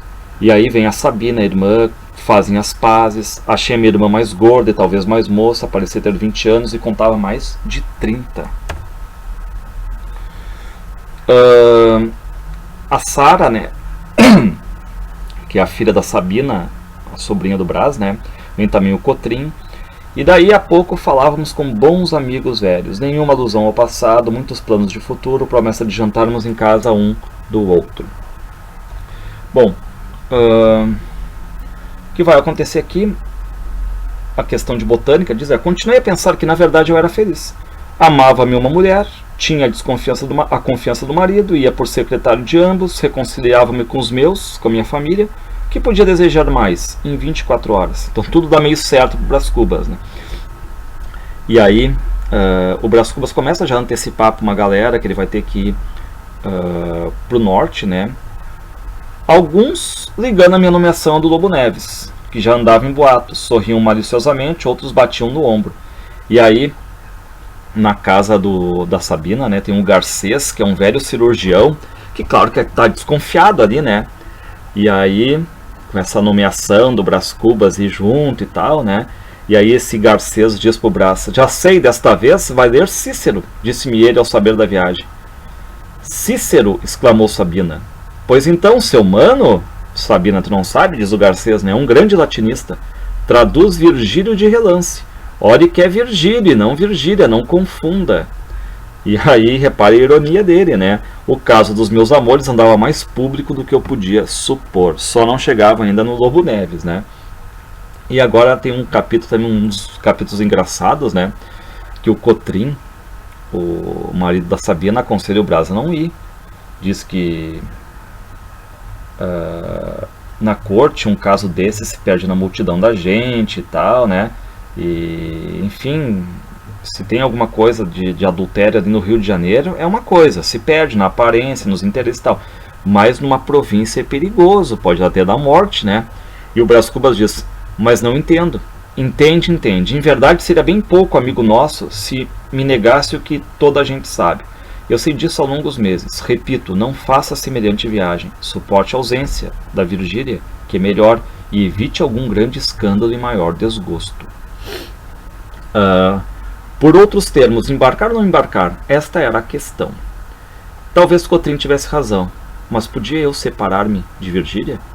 E aí no dia seguinte, tem uma folha política, né? Tem a notícia que diz ali, né, por decretos de 13, o Lobo Neves e o Brás Cubas tinham sido nomeados presidente e secretário de uma província. E aí a Virgília vem, o Brás Cubas não sabe se vai ou não, né? E só que a Virgília diz da notícia daí, não, mas o Lobo Neves não vai mais. Contou-me que o marido ia recusar a nomeação e por motivo que só lhe disse a ela, pedindo-lhe maior segredo, não podia confessá-lo a ninguém mais. Por que o Lobo Neves não vai querer ir? Porque o decreto caiu dia 13, ó. É pueril, é infantil, observou ele. É ridículo, mas em suma é um motivo poderoso para mim. Referi-lhe que o decreto trazia a data de 13 e que esse número significava para ele uma recordação fúnebre. O pai morreu no dia 13, 13 dias depois de um jantar em que havia 13 pessoas. A casa em que morrera a mãe tinha o número 13, etc. Era um algarismo fatídico, não podia alegar semelhante coisa ao ministro. Dir-lhe-ia que tinha razões particulares para não aceitar. Eu fiquei, como há de estar o leitor, um pouco assombrado com esse sacrifício ao número, mas, sendo ele ambicioso, o sacrifício devia ser sincero. Então, por uma questão de superstição, o Lobo Neves não aceita ir, né? Porque dia 13 só ocorreu desgraça e foi nomeado dia 13. Número fatídico, tu foste a nossa salvação, diz o Brás Cubas, né? E o Lobo Neves, claro, não fala o motivo da recusa pro Brás, inventa outras coisas e tal, só falou para a Virgília, mas a Virgília falou pro Brás Cubas. E aí, ele vai dizer, quem escapa a um perigo ama a vida com outra intensidade. Isso é uma grande verdade, né? Até a questão de doença, ó, de morte e tal, quem escapa a um perigo ama a vida com outra intensidade. E entrei a amar Virgília com muito mais ardor, depois que estive a pique de a perder. E a mesma coisa lhe aconteceu a ela, que vai amar com muito mais força agora o Brás Cubas, né? E assim eles vão reatar de novo o fio da aventura entre eles, né? E ele vai dizer que sucedeu por esse tempo um desastre, a morte do Viegas. O Viegas era um cara que sabia do caso entre o Brás e a Virgília.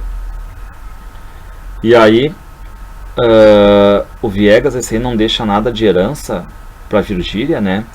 E a Virgília esperava alguma coisa. E aí descobrimos, né, que a Virgília está grávida do Brás. Um filho, um ser tirado do meu ser. Esta era a minha preocupação exclusiva daquele tempo. Bom, aí temos uma carta extraordinária. O Brás recebe uma carta e diz assim, meu caro Brás Cubas. É uma carta do Quincas Borba. Há tempos no passeio público tomei-lhe de empréstimo um relógio. Empréstimo, né? Tenho a satisfação de restituí-lo com esta carta. A diferença é que não é o mesmo, porém outro. Não digo superior, mas igual ao primeiro. Então foi lá, comprou um outro relógio parecido e está restituindo. Saiba que já não trago aquelas botas caducas, nem envergo uma famosa sobrecasaca cujas abas se perdiam na noite dos tempos. Cedi o meu degrau na escada de São Francisco. Finalmente almoço. Dito isto, peço licença para ir um dia destes expor-lhe um trabalho, fruto de longo estudo, um novo sistema de filosofia que não só explica e descreve a origem e a consumação das coisas. É singularmente espantoso esse meu sistema.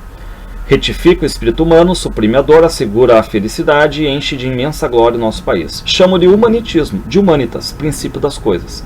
Minha primeira ideia revelava uma grande enfatuação. Era chamar-lhe borbismo de Borba, denominação vaidosa além de rude e molesta.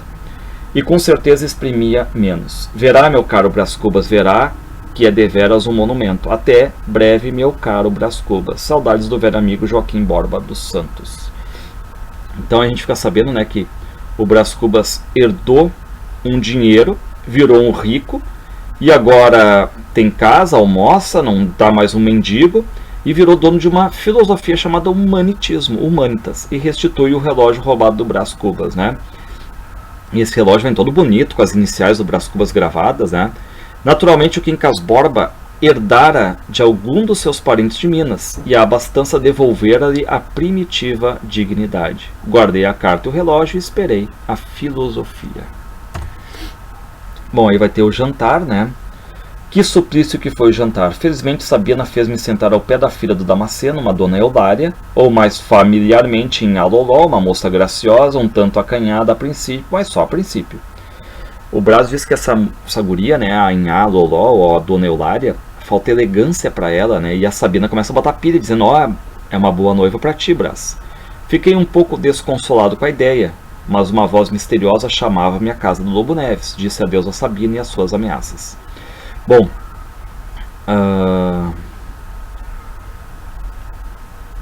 vai dizer ali a causa secreta, né?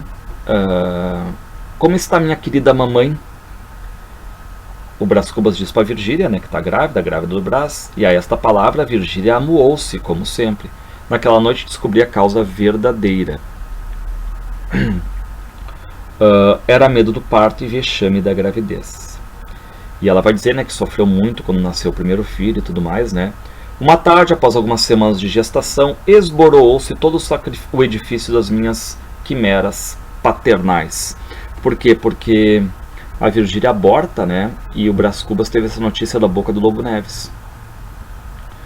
E aí o Lobo Neves vai lá, toca no ombro do Brás, né? Os dois se encaram, conversam. Só que depois vem alguém trazendo uma carta. E aí o marido mostrou-lhe a carta logo que ela se restabeleceu. Era anônima e denunciávamos. Não dizia tudo, não falava, por exemplo, das nossas entrevistas externas, limitava-se a precavê-lo contra a minha intimidade e acrescentava que a suspeita era pública.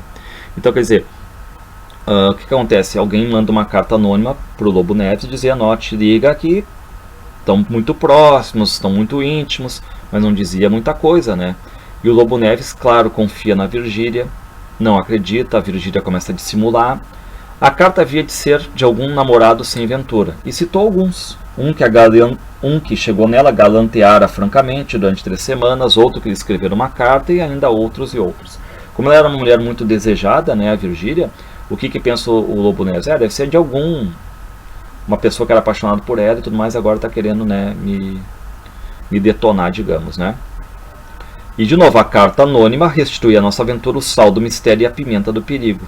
Então, para eles é melhor, sempre isso aí vem com mais fogo, o amor, digamos, né. Aí o Brás vai pro teatro e vê o Damasceno e a família, né. E aí no intervalo foi ali, né, enfim, falar com eles. O Damasceno é o pai dessa Inhaloló, né, a dona Eulália. Quanto a Inhaloló, não tirou mais os olhos de mim. E o Brás Cubas percebe, né, que ela tá afim do Brás. Na plateia achei o Lobo Neves, de conversa com alguns amigos, falamos por alto, a frio, constrangidos um e outro. E aí no intervalo o Brás Cubas se encontra com o Lobo Neves e tal, conversam, tudo sem nenhum problema, né? Cheguei a perguntar-lhe pela mulher, pela Virgília. Respondeu que estava boa, mas torceu logo a conversação para assuntos gerais, expansivo, quase risonho. Bom, aí o que ele vai dizer, né? Deixei dito noutra página que o Lobo Neves, nomeado presidente de província, recusou nomeação por motivo da data do decreto, que era 13. Limito-me apenas a dizer, por hora, que o Lobo Neves, 4 meses depois do nosso encontro no teatro, reconciliou-se com o ministério. Fato que o leitor não deve perder de vista, se quiser penetrar a sutileza do meu pensamento. Aí a Virgília vai lá dar notícia da reviravolta política, né, do Lobo Neves para o Brás Cubas. E aí eles estão na casinha alugada, cuidada pela Dona Plasta, né? E o Brás Cubas está lá com a Virgília. E aí, de repente, a Dona Plasta começa a se ligar que tá vindo o Lobo Neves na casinha, né? E aí ela fica louca. Virgem Nossa Senhora, e vem o marido de Iaiá. E a Virgília tornou assim, empurrou-me para o quarto, para a alcova, disse a Dona Plasta que voltasse à janela. A confidente obedeceu. E aí ela diz: o senhor por aqui, honrando a casa de sua velha, entre, faça favor, adivinhe quem está cá. Não tem que adivinhar, não veio por outra coisa, apareça, Iaiá. Enfim, a Dona Plasta, ela sabe também, né, dissimular muito bem, né. Aí a Virgília sai ali, se atira no marido e tal, e o Brás Cubas fica olhando pelo buraco da fechadura, né. O Lobo Neves entrou lentamente, pálido, frio, quieto, sem explosão, sem arrebatamento, e circulou um olhar em volta da sala. Que é isto? Exclamou Virgília. Você por aqui? Ia passando, vi a Dona Plácida da janela e vim cumprimentá-la. E aí a Dona Plácida vai lá e diz, né? Este anjinho é que nunca se esqueceu da velha Plácida, coitadinha, é mesmo a cara da mãe. Sente-se, senhor doutor. E aí a Virgília vai depois embora com o marido, né? E a Dona Plácida sempre dissimulando. Respirei e sentei-me. Dona Plácida troava a sala com exclamações e lástimas. E aí a Dona Plácida vinha, né, e tal. Brás, eu vou lá na casa do Lobo Neves para tirar qualquer suspeita. E o Brás acha meio arriscado, porque ele pode desconfiar, enfim, né. Mas ela vai assim mesmo. Bom, aí nós temos o bilhete. E diz assim, ó. Brás não ouve nada, mas ele suspeita alguma coisa. Está muito sério e não fala. Agora saiu. Sorriu uma vez somente para nhonhô. Depois de o fitar muito tempo, carrancudo. Não me tratou mal nem bem. Não sei o que vai acontecer. Deus queira que isto passe. Muita cautela por hora, muita cautela. Bom, aí nós temos a visita, né? A Virgília pede cautela para ele. Nós temos a visita do Quincas Borba, que vai visitar o Brás. Só que agora mudado, né? Notei-lhe a perfeição da sobrecasaca, a alvura da camisa, o asseio das botas, a mesma voz, rufem outrora, parecia restituída à primitiva sonoridade. Aí o Quincas Borba, ele quer expor, né, a filosofia do humanitismo, mas o Brás não quer ouvir. Estou muito preocupado hoje, não poderia atendê-lo. Venha depois, estou sempre em casa. E o que diz o Quincas? Venha para o humanitismo. Ele é o grande regaço dos espíritos, o mar eterno em que mergulhei para arrancar de lá a verdade. Os gregos faziam-no a sair de um poço. Que concepção mesquinha, um poço. Mas é por isso mesmo que nunca atinaram com ela. Gregos, subgregos, antigregos, toda a longa série dos homens tem se debruçado sobre o poço para ver sair a verdade, que não está lá.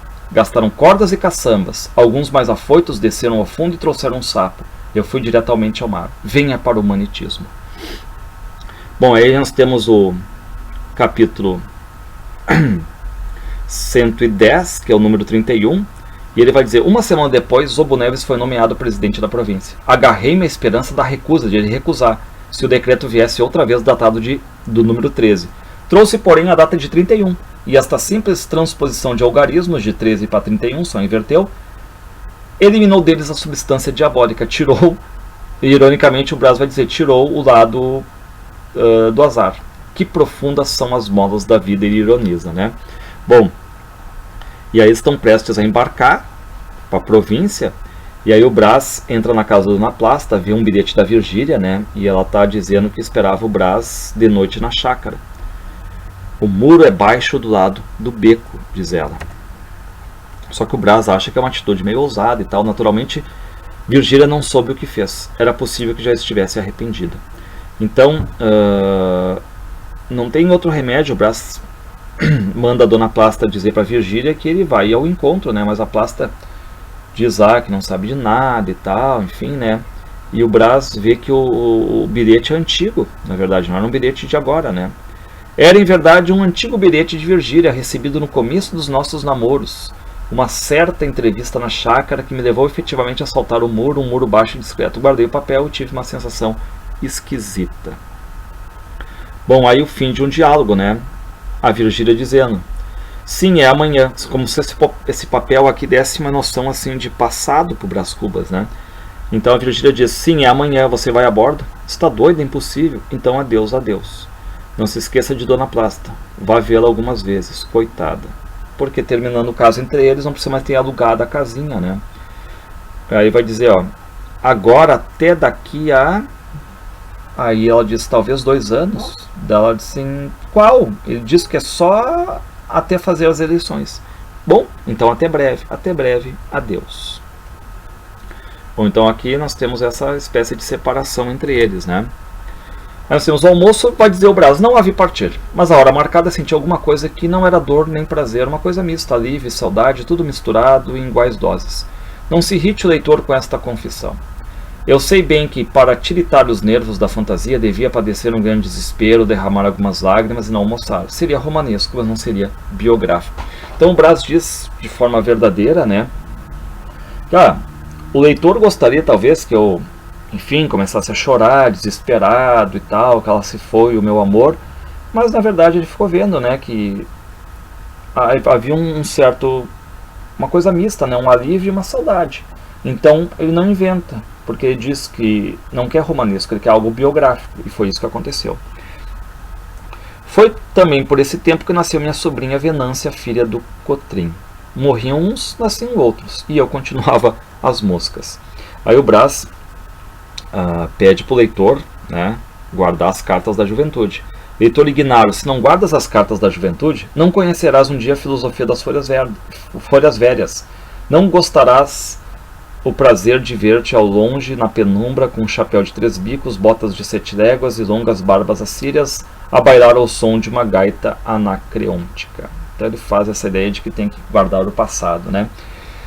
Duas forças, porém, além de uma terceira, compeliam-me a tornar a vida agitada do costume, Sabina e Quincas Borba. Então a pressão vem de dois aqui agora, Sabina e o Quincas Borba.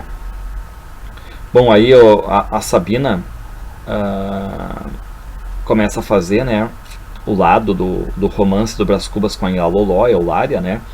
E o Quincas Borba consegue finalmente expor, digamos assim, o seu humanitismo, né? Aquele sistema de filosofia dele destinado a arruinar todos os demais sistemas da humanidade. Dizia ele, Humanitas, o princípio das coisas, não é outro senão o mesmo homem repartido por todos os homens.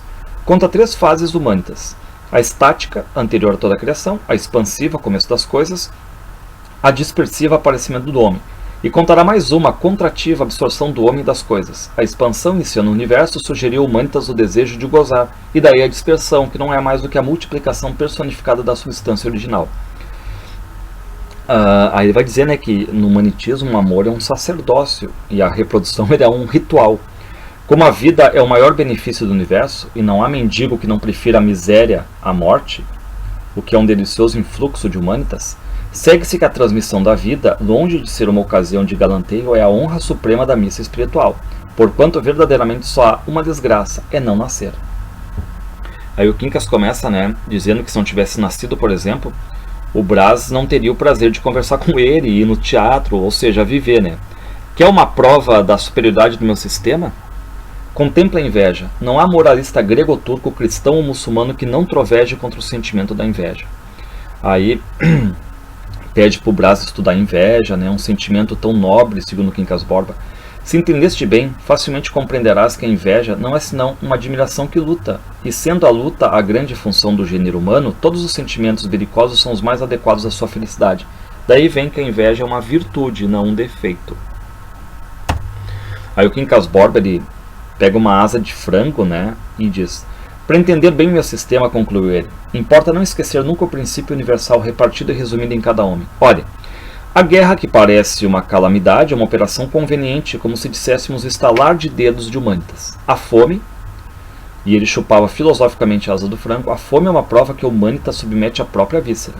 Mas eu não quero outro documento da sublimidade do meu sistema senão este frango. Repare, este frango nutriu-se de milho, que foi plantado por um africano, suponhamos importado de Angola.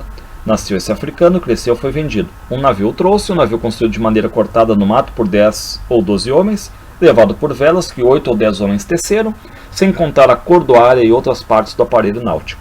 Assim, este frango que eu almocei agora mesmo é o resultado de uma multidão de esforços e lutas executados com o único fim de dar mate ao meu apetite. A dor, segundo o humanitismo, é uma pura ilusão. Quando a criança é ameaçada por um pau, antes mesmo de ter sido espancada, fecha os olhos e treme. Essa predisposição é que constitui a base da ilusão humana, herdada e transmitida. Aí o Quincas Borba lê para o Brás Cubas a sua grande obra, né? São 4 volumes manuscritos, cada um com mais de 100 páginas, com uma letra miudinha, tem citações latinas. Reorganizada a sociedade pelo método dele, nem por isso ficavam eliminados a guerra, a insurreição, o simples morro, a facada anônima, a miséria, a fome, as doenças.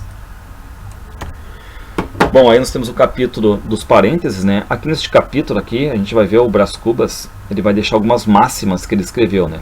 Suporta-se com a paciência a cólica do próximo. Matamos o tempo nos enterra. Um cocheiro filósofo costuma dizer que o gosto da carruagem seria diminuto se todos andassem de carruagem.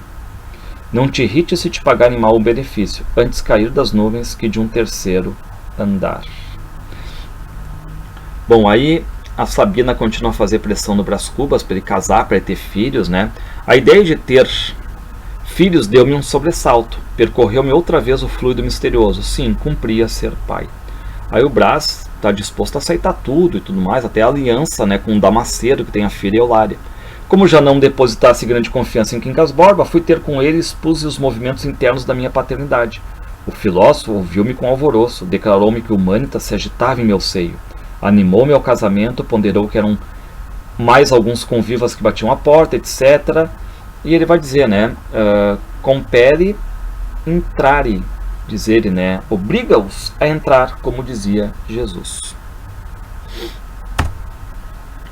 Bom, aí o Brás às vezes vai com o Damasceno à igreja, vínhamos da missa, ela, a Eulália, o pai e eu. No meio do morro achamos um grupo de homens. Aí o Damasceno, ele percebe, o pai da guria, né, que tem um tumulto e tudo mais, ele se adianta ali. E aí o Brás Cubas e a Inhaloló, a Eulália, foram atrás do pai, né, dela. E tinha ali tudo quanto é gente, todas as idades. E era uma briga de galos. O Damasceno não sabia mais nada. O espetáculo eliminou para ele todo o universo. E aí o Brás chama o Damasceno para ser aquele tumulto popular de briga de galo ali, né? Mas o Damasceno não ouve, porque ele adora aquilo ali, se concentra no duelo, né? A briga de galos era uma de suas paixões. E aí a Inhaloló puxou o Brás pelo braço, né? Dizendo, com vergonha do pai, né? Assim, vamos embora e tal. Ao sopé detivemos-nos alguns minutos à espera de Damasceno. Ele veio daí a pouco rodeado dos apostadores a comentar com eles da briga. E aí vão dando o dinheiro das apostas para os vencedores, né? Os galos todos arrebentados, sangrando ali, né? Um deles trazia a crista tão comida e ensanguentada que vi logo nele o vencido. Mas era engano, o vencido era o outro, que não trazia crista nenhuma. Eu fui andando vexado com vergonha, Inhaloló vexadíssima. E aí, então o pai ia queimar o filme aqui da guria, né? O que vexava em Inhaloló era o pai. A facilidade com que ele se metera com os apostadores põe em relevo antigos costumes e afinidades sociais. Em Inhaloló chegara a temer que tal sogro se me parecesse indigno. Bom, aí o Brás tenta fazer ela esquecer o fato e tudo mais, né?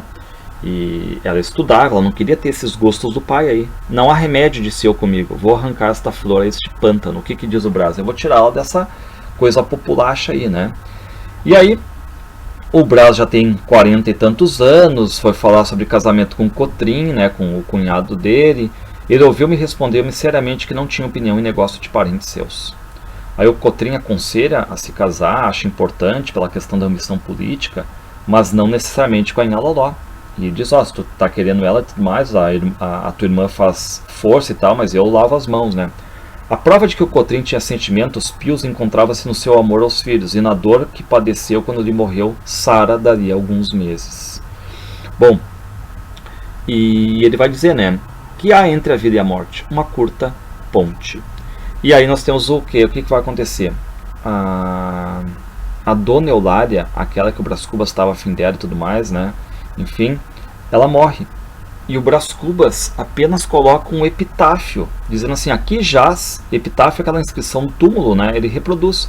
Aqui jaz Dona Eulália Damasceno de Brito, morta aos 19 anos de idade, orai por ela. E aí a gente fica pensando, né? Pô, mas tu não vai falar nada e tudo mais, né? Assim, tão seco, só reproduzindo. E ele vai dizer, ó, o epitáfio é a inscrição do túmulo diz tudo. Vale mais do que se lhes narrasse a moléstia de Inhaloló, a morte, o desespero da família e o enterro. Ficam sabendo que ela morreu.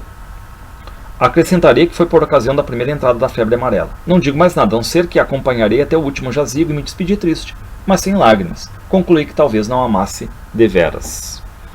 E aí, o Brás Cubas de novo, né, verdadeiro aqui, né, não amava, enfim, não chorei. Aí o Quincas Borba explica para o Brás, né, que epidemias eram úteis à espécie humana, né, pode até ser assim desastrosa para parte de uma certa parte de indivíduos, mas era útil, né? Se não contei a morte, não conto igualmente a missa do sétimo dia. A tristeza do Damasceno do pai era profunda. Esse pobre homem parecia uma ruína. E aí o Brás vai na Câmara dos Deputados, vê o Lobo Neves como orador e pensa em ser ministro de Estado, né? Enfim, olha pro Lobo Neves e quer ser ministro. Bom, o que vai acontecer?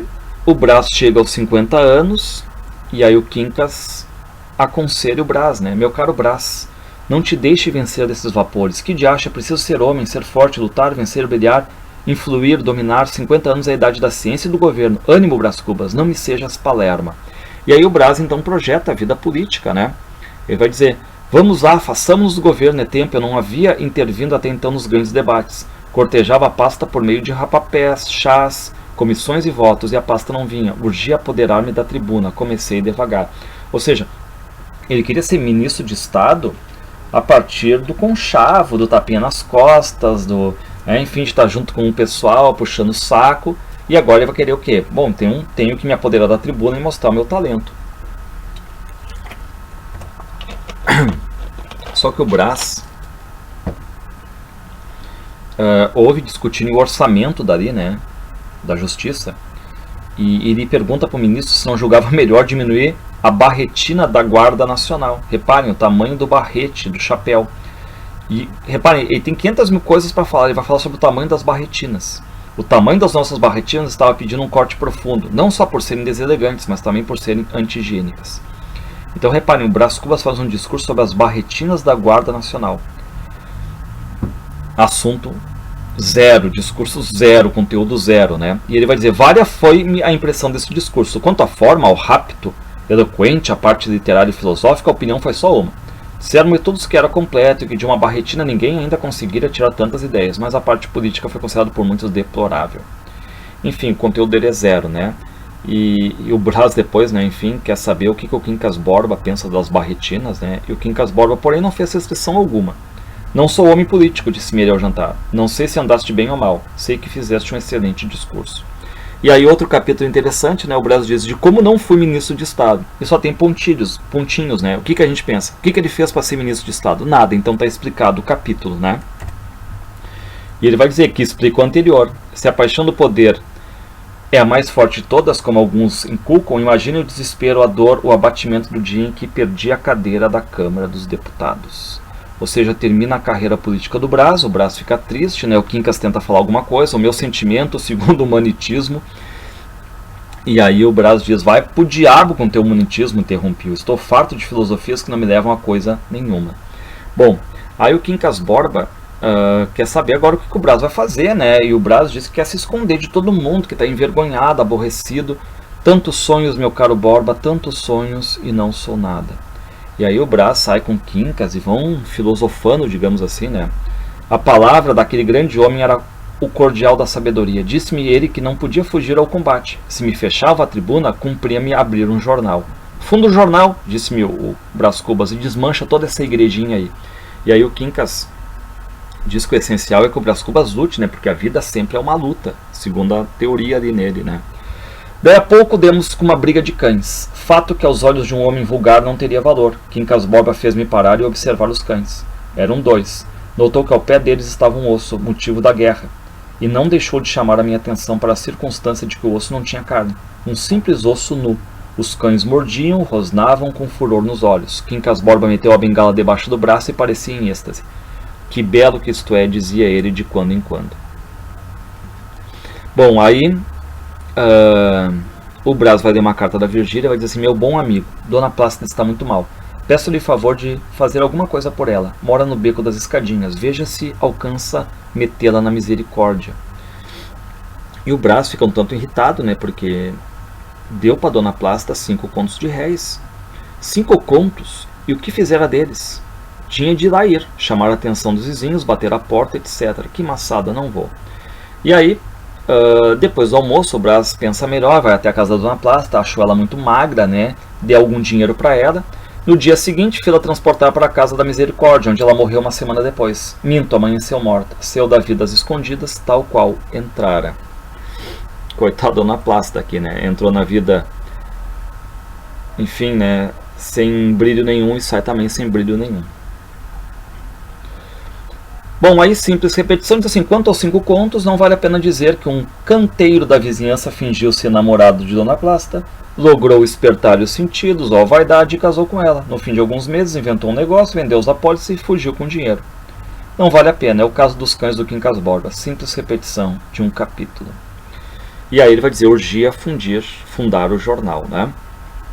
Mandei logo para a imprensa uma notícia discreta, dizendo que provavelmente começaria a publicação de um jornal oposicionista, daí algumas semanas, redigido pelo Dr. Brás Cubas. E aí veio o Cotrim, o cunhado, viu a notícia no jornal, que o Brás vai fundar um jornal, né, e disse, olha, eu sou teu parente, amigo e tal, não faça isso, né, porque ia colocar o Cotrim numa situação difícil e tal. Cheguei a propor a leitura do programa, mas ele recusou energicamente, dizendo que não queria ter a mínima parte no meu desatino, na minha loucura. E a Sabina também diz a mesma coisa. Mano, Brás, que ideia é essa de provocar o governo sem necessidade quando podia? Né? E o Brás está decidido. Publiquei o jornal. 24 horas depois aparecia em outros uma declaração do Cotrim, dizendo em substância que, posto não militasse em nenhum dos partidos em que se dividia a pátria, achava conveniente deixar bem claro que não tinha influência nem parte direta ou indireta na folha do seu cunhado, Dr. Brás Cubas, cujas ideias e procedimento político inteiramente reprovava. O Brás relê, né, várias vezes assim, a declaração do cunhado, né, se não tinha nada com os partidos, que lhe importava um incidente tão vulgar como a publicação de uma folha. Bom, 6 meses depois, bati a hora da velhice e daí a 2 semanas da morte, que foi clandestina como a de Dona Plasta. Num dia em que o jornal amanheceu morto, respirei como um homem que vem de longo caminho. No momento em que eu terminava o meu movimento de rotação, concluía Lobo Neves o seu movimento de transação. Morria com o pé na escada ministerial. Nós temos aqui a morte do Lobo Neves, né? A morte do jornal também do Brás Cubas. E corria a ideia de que ele ia ser ministro. E claro que esse boato aí queria ser ministro, enfim, encheu o Brás Cubas de irritação, de inveja, né? Não é impossível que a notícia da morte me deixasse alguma tranquilidade, alívio, em 1 ou 2 minutos de prazer. Prazer é muito, mas é verdade, juro aos séculos que é pura verdade. E aí o Brás vai até o enterro, a Virgília estaria a soluçar. Digo-vos que as lágrimas eram verdadeiras. Virgília traíra o marido, com sinceridade, e agora chorava o marido, com sinceridade. E aí o Brás Cubas vai dizer, da fase brilhante, foi por esse tempo que eu me reconciliei outra vez com o Cotrim, sem chegar a saber a causa do dissentimento. Pouco depois fui convidado por ele a filiar-me numa ordem terceira, o que eu não fiz sem consultar o Quincas Borba. E o Quincas Borba diz: vai, se queres, disse-me este, mas temporariamente. Eu trato de anexar à minha filosofia uma parte dogmática e litúrgica. E aí o Brás se filia, né, na ordem terceira de... Ele não revela o nome, né? Diz que exerceu alguns cargos e foi a fase mais brilhante da vida dele ali, né? E ele vai dizer, não obstante, calo-me, não digo nada, não conto os meus serviços. Reparem que ele está dizendo que não vai contar, mas ele acaba contando, né? O que fiz aos pobres e aos doentes, nem as recompensas que recebi, nada, não digo absolutamente nada. Afirmo somente que foi a fase mais brilhante da minha vida. E ele vai dizer que no fim de alguns anos, 3 ou 4, estava enfarado, de saco cheio do ofício, e deixei-o, não sem um donativo importante que me deu direito ao retrato na sacristia. Reparem a aparência, né? De novo, o Brás Cubas então larga fora, mas tem o retrato dele pendurado lá. E aí o Brás diz que viu morrer no hospital da ordem a Marcela, né? E diz que a Marcela morreu no mesmo dia em que ele foi visitar um cortiço para distribuir esmolas. Aí ele achou a Eugênia, né? A filha da dona Eusébia e do Vilaça, a coxa aquela, né? Achei-a tão coxa como a deixara, ainda mais triste. Esta, ao reconhecer-me, ficou pálida e baixou os olhos. Mas foi obra de um instante, ergueu logo a cabeça e fitou-me com muita dignidade. E aí, ela não quis as esmolas, enfim, né, se fechou e tal. Nunca mais a vi. Não soube nada da vida dela, nem se a mãe era morta, nem que desastre trouxera a tamanha miséria. Sei que continuava coxa e triste. Bom, aí nós temos o capítulo Semidemência. Ele vai dizer que o Quincas Borba ele partiu 6 meses antes para Minas Gerais, voltou 4 meses depois, vinha demente, vinha louco. Contou-me que, para o fim de aperfeiçoar o seu humanitismo, queimara o manuscrito todo e ia recomeçá-lo. Quincas Borba não estava louco, mas sabia que estava louco. Morreu pouco tempo depois, em minha casa, jurando e repetindo sempre que a dor era uma ilusão, e que Pangloss, o caluniado Pangloss do Voltaire, não era tão tolo como supôs o Voltaire, do livro Cândido do Voltaire. Detalhe, né? Quiser saber mais da teoria do humanitismo, vai ser explicada, detalhada e quase dentro de uma tese no livro Quincas Borba. E o capítulo final é o capítulo das negativas. Ele vai dizer: entre a morte do Quincas Borba e a minha, mediaram os sucessos narrados na primeira parte do livro. O principal deles foi a invenção do emplasto Brás Cubas, que morreu comigo, por causa da modéstia que apanhei. Divino emplasto, tu me darias o primeiro lugar entre os homens, acima da ciência e da riqueza, porque eras a genuína e direta inspiração do céu. O caso determinou o contrário, e aí vos ficais eternamente hipocondríacos. Este último capítulo é todo de negativas. Não alcancei a celebridade do emplasto, não fui ministro, não fui califa, não conheci o casamento. Não casou, né? não foi ministro, o emplasto não viu o sucesso dele. Verdade é que ao lado dessas faltas, coube-me a boa fortuna de não comprar o pão com o suor do meu rosto. Não comprou o pão com o suor do rosto dele, sempre foi filhinho de papai, né? Mas não padecia a morte de Dona Plácida nem a semidemência do Quincas Borba. Se você somar umas coisas e outras, qualquer pessoa imaginará que não houve míngua nem sobra, e conseguintemente que sai quite com a vida 0 a 0. Só que ele vai dizer assim, imaginará mal, porque ao chegar a este do outro lado do mistério da morte, achei-me com um pequeno saldo, ou seja, não saí no 0 a 0. Eu não ganhei, o meu saldo na poupança não está 0, está com um pequeno saldo, que é a última negativa deste capítulo de negativas. E qual é o saldo positivo dele? Não tive filhos, não transmiti a nenhuma criatura o legado e a herança da nossa miséria. Graças a Deus não tive nenhum filho, não tive nenhum Brás Cubinhas para transmitir toda a mediocridade que eu fui como humano, não perpetuar a espécie de forma, né, negativa. E assim termina o Memórias Póstumas de Brás Cubas.